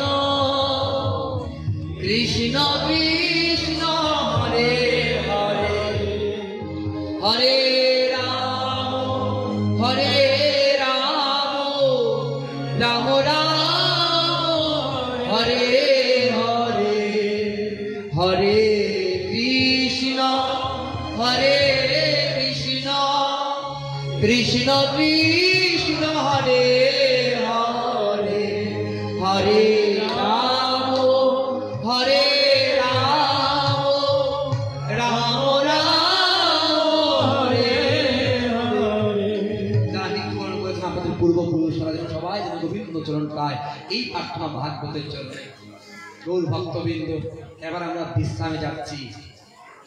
পরীক্ষিত মহারাজ কাঁদছেন, প্রভু আর তো তোমার সঙ্গ পাবো না, আর তো তোমার সঙ্গ পাবো না প্রভু, আজকেই তো শেষ দিন।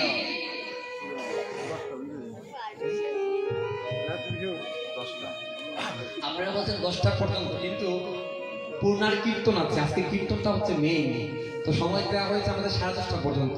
পূর্ণার কীর্তন সময় লাগে 2 ঘন্টা, কিন্তু যেহেতু আপনারা প্রসাদ দিবেন, তাই আমরা এখন পাঠ বিশ্রাম নিব, এরপরে পূর্ণার কীর্তন হবে। অনেক কিছু আনুষঙ্গিক অনেক কিছু রয়েছে, কর্ম রয়েছে, সেগুলো তো করতে হবে, আমরা পাঠ বিশ্রাম দিয়ে দিচ্ছি। কেননা আপনাদের গতকাল কমিটিরা ভক্তরা আমাদের উপর খেপে গেছেন, রাগান্বিত হয়েছেন, কীর্তন করছিলাম বিদায়, তাই আমরা ক্ষমা চাইছি। আমরা জানি নাই যে প্রসাদ দিতে আপনাদের অনেক বিলম্ব হচ্ছে, তার জন্য আমরা ক্ষমা দিতে চাইছি। গুরু ভক্তবৃন্দ দেখেন, পরীক্ষিত মহারাজ কাঁদছেন, কেঁদে কেঁদে বলছে, সুখদেব গোস্বামী পাদ, আপনি আমাকে যা শ্রবণ করিয়েছেন আমি তাতে ধন্য, আর তো আপনার দর্শন কবে পাবো, আর তো আপনাদের সঙ্গ কবে পাবো। তখন ওই তক্ষক দংশন করতে কাকে? পরীক্ষিতকে। পরীক্ষিতকে যখন তক্ষক দংশন করতে, পরীক্ষিত দংশন করতে পারছে না, কিভাবে পারবে? তার পূর্বেই কি হলো? তার পূর্বেই আমার গোবিন্দ পুষ্প রথ সাজিয়েছেন, কার জন্য? পরীক্ষিত মহারাজের জন্য। আর ওই পুষ্প রথের মধ্যে সাজিয়েছেন, তক্ষক দংশন করার পূর্বে ওই পরীক্ষিত মহারাজের প্রাণ চলে যাচ্ছে, দিব্যজ্যোতি বের হচ্ছে পরীক্ষিতের দেহ থেকে। আর পরীক্ষিতের দেহ থেকে যখন দিব্যজ্যোতি বের হচ্ছে, তৎকালীন সময় ভক্তরা দেখতে পাচ্ছে এক দিব্যজ্যোতি বের হয়ে যাচ্ছে, আর ওই দিব্যজ্যোতি গিয়ে ওই রথের মধ্যে বসছে, সেটাই হচ্ছে আত্মা এবং পরমাত্মা। আর ওই রথের মধ্যে বসে আছেন আমার প্রাণ গোবিন্দ ভগবান শ্রীকৃষ্ণ। আর শ্রীকৃষ্ণ রথের মধ্যে বসে ওই পরীক্ষিতকে গোলক বৃন্দাবন ধামে নিয়ে যাচ্ছে। জয় গৌরনাথ দেবানন্দে হরি হরি বল বলিয়া প্রেম শ্রী গৌর রাধে কৃষ্ণ চৈতন্য শ্রী অদ্বৈত শ্রী রাধা রানী কি জয়। সুখদেব গোস্বামী পাদি মহারাজের ভাগবতে মহাযজ্ঞ মহাসম্পূর্ণ হলো। বলছেন হরি নাম হইব কেবলম কলো নাস্তিক নাস্তিক গতিরণ্যতা। হরে কৃষ্ণ কৃষ্ণ কৃষ্ণ হরে হরে হরে রাম রাম রাম হরে হরে হরে কৃষ্ণ কৃষ্ণ কৃষ্ণ হরে হরে হরে রাম রাম রাম হরে হরে। হরিনাম যুগধর এই নামামৃত কথা আজকে আমরা এই মহা দিবসে আজকে বিশ্রামে পরীক্ষিত মহারাজ চলে যাচ্ছেন সেই বৃন্দাবন ধামে। গৌর ভক্তবৃন্দ আজ এই বিদায়ের লগ্নে এই আজকের যে আসর, আজকের এই আসর আজকে ভেঙে যাবে। এমন দিন আর কবে পাবো আমরা আর জানি না।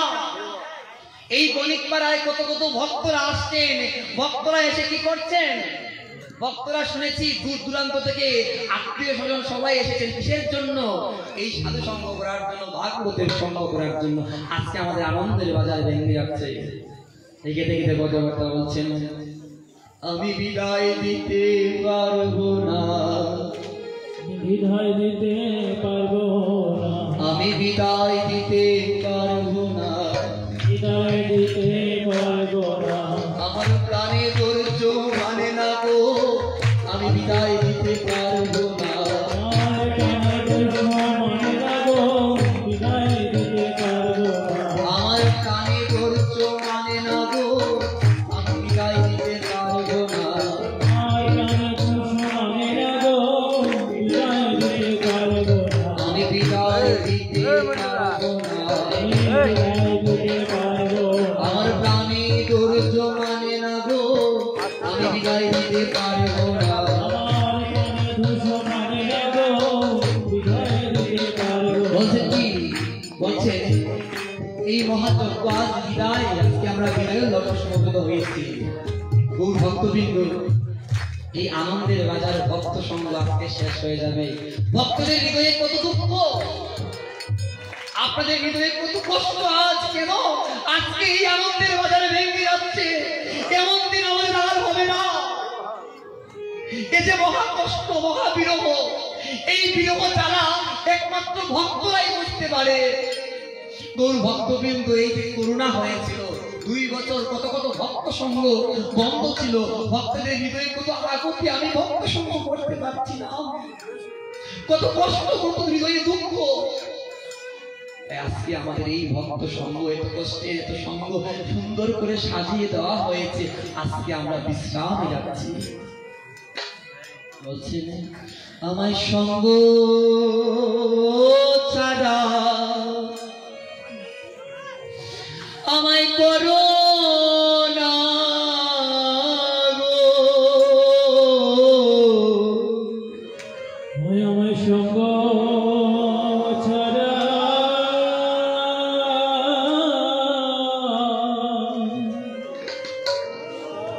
ওই আমার এমন করো সঙ্গ আর পাবো না, এমন মধুর সঙ্গ আর হবে না। এটা মহাভাগ্য, আজকে আমাদের মতো ভক্তের এই মিলন হয়েছে। এই ভাগবত সঙ্গে, এই ভাগবত সপ্তাহে যজ্ঞে আমি সঙ্গ বড়, আমি ভালোবাসি, আমার সঙ্গ ছাড়া আমায় করো না গো, ওই আমি সঙ্গ বড়,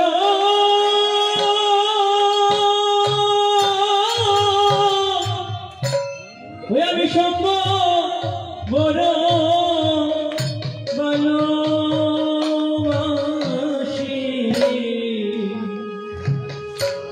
অপ্রভু আমার সঙ্গ ছাড়া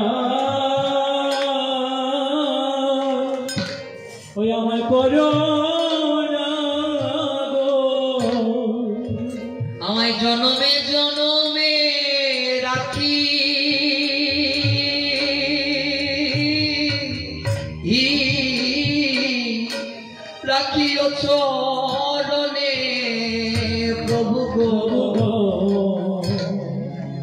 ওই আমার জনমে জনমে রাখি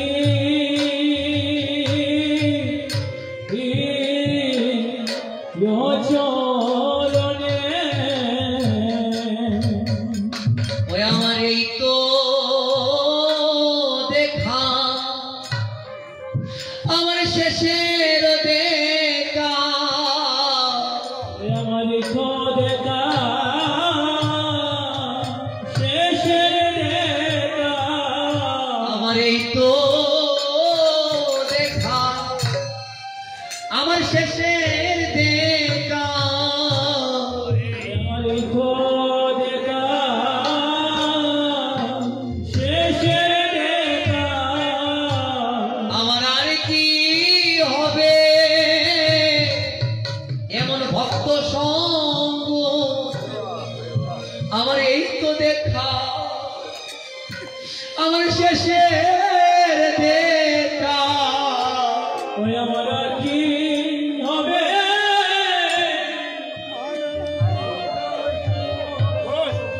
আমার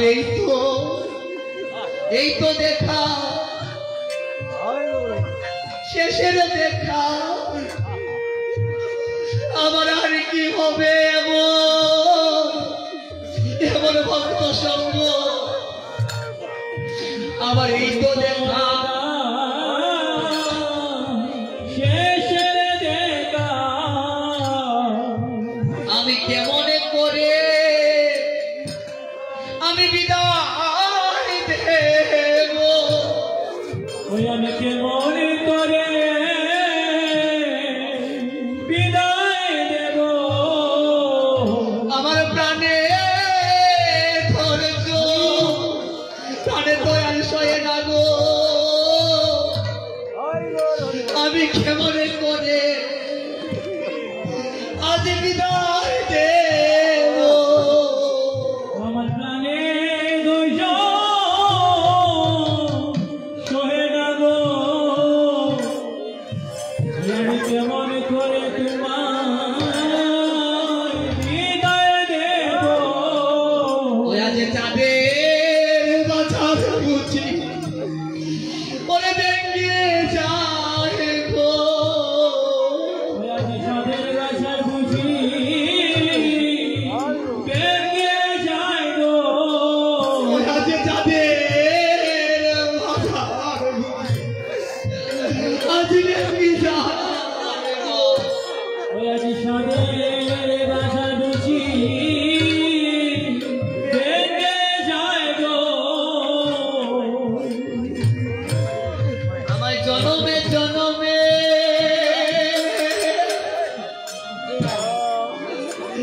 আমার চরণে রাখিও আজ চাঁদের বাসার বুঝি ব্যাঙ্গে যাইব ওই আমার জনমে জনমে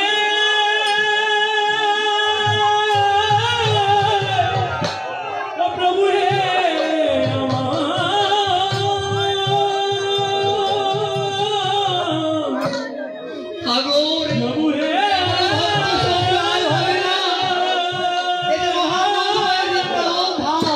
ওই আমার জনমে জনমে আমার চরণে রাখিও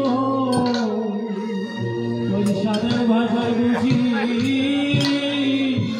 বেরিয়ে যায় গো ওই আমার এই তো দেখা আমার শেষের দেখা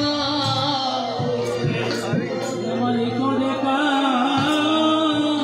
শেষের দেখা আমি সঙ্গ বড় আমি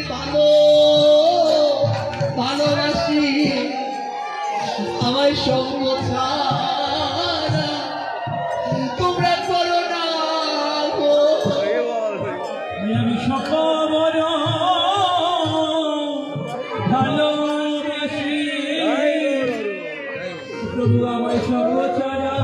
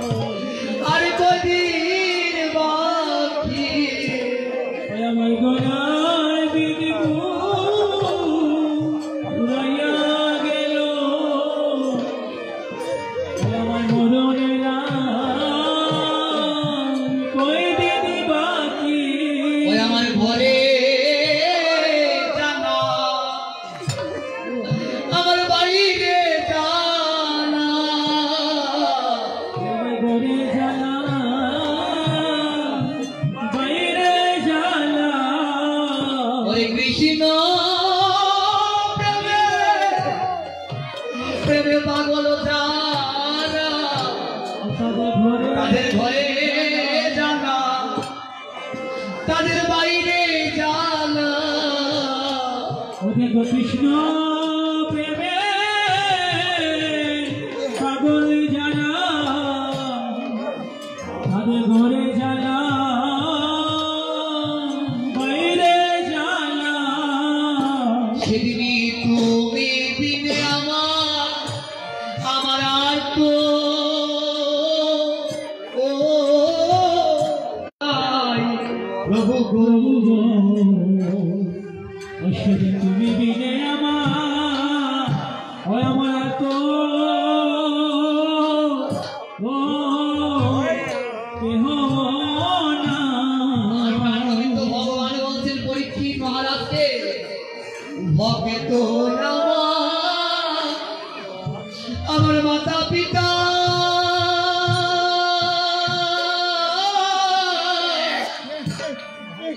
ওই ভক্ত আমার বন্ধু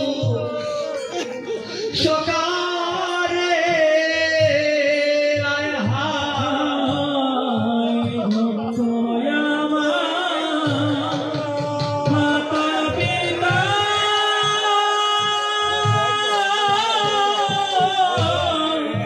প্রকৃত আমার বন্ধু সকালে আমায় দাও দাও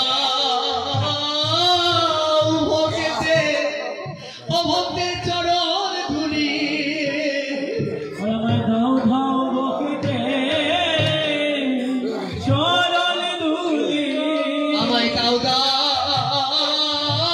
ভক্তে ও ভক্তের চরণ ধুলি আমায় দাও দাও বকিতে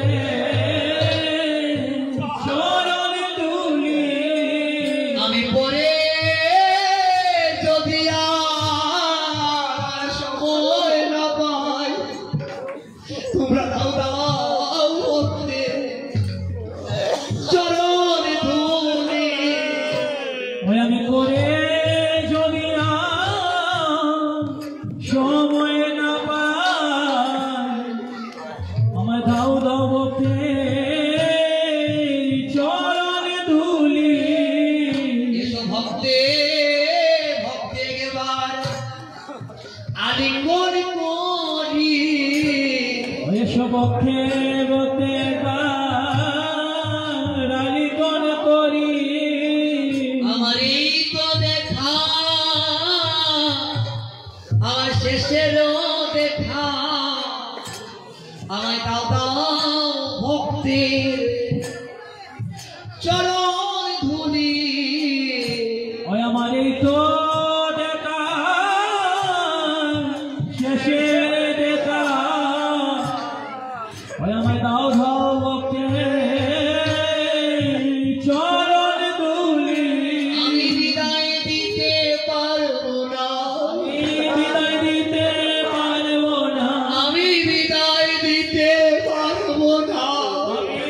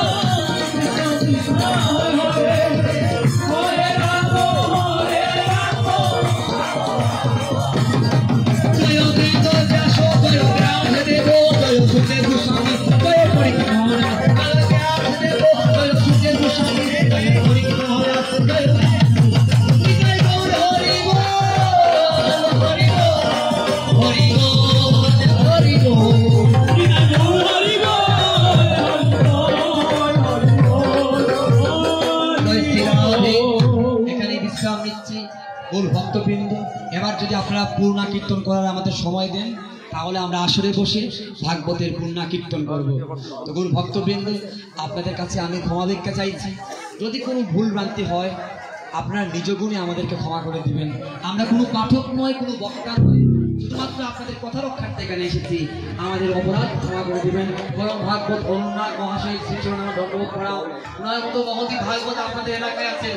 ওদের ভাগবত দুইজন, একজন হচ্ছে সাক্ষাৎ ভাগবত, একজন হচ্ছে ভগবত ভক্ত ভাগবত। আপনারা ওনার মতো পরম ভাগবত পেয়েছেন, আপনারা অনেক দূর এগিয়ে যান সেই প্রার্থনা করি। জয় হোক ভাগবত সঙ্গে, জয় হোক হরিপাল ভাগবত সঙ্গে।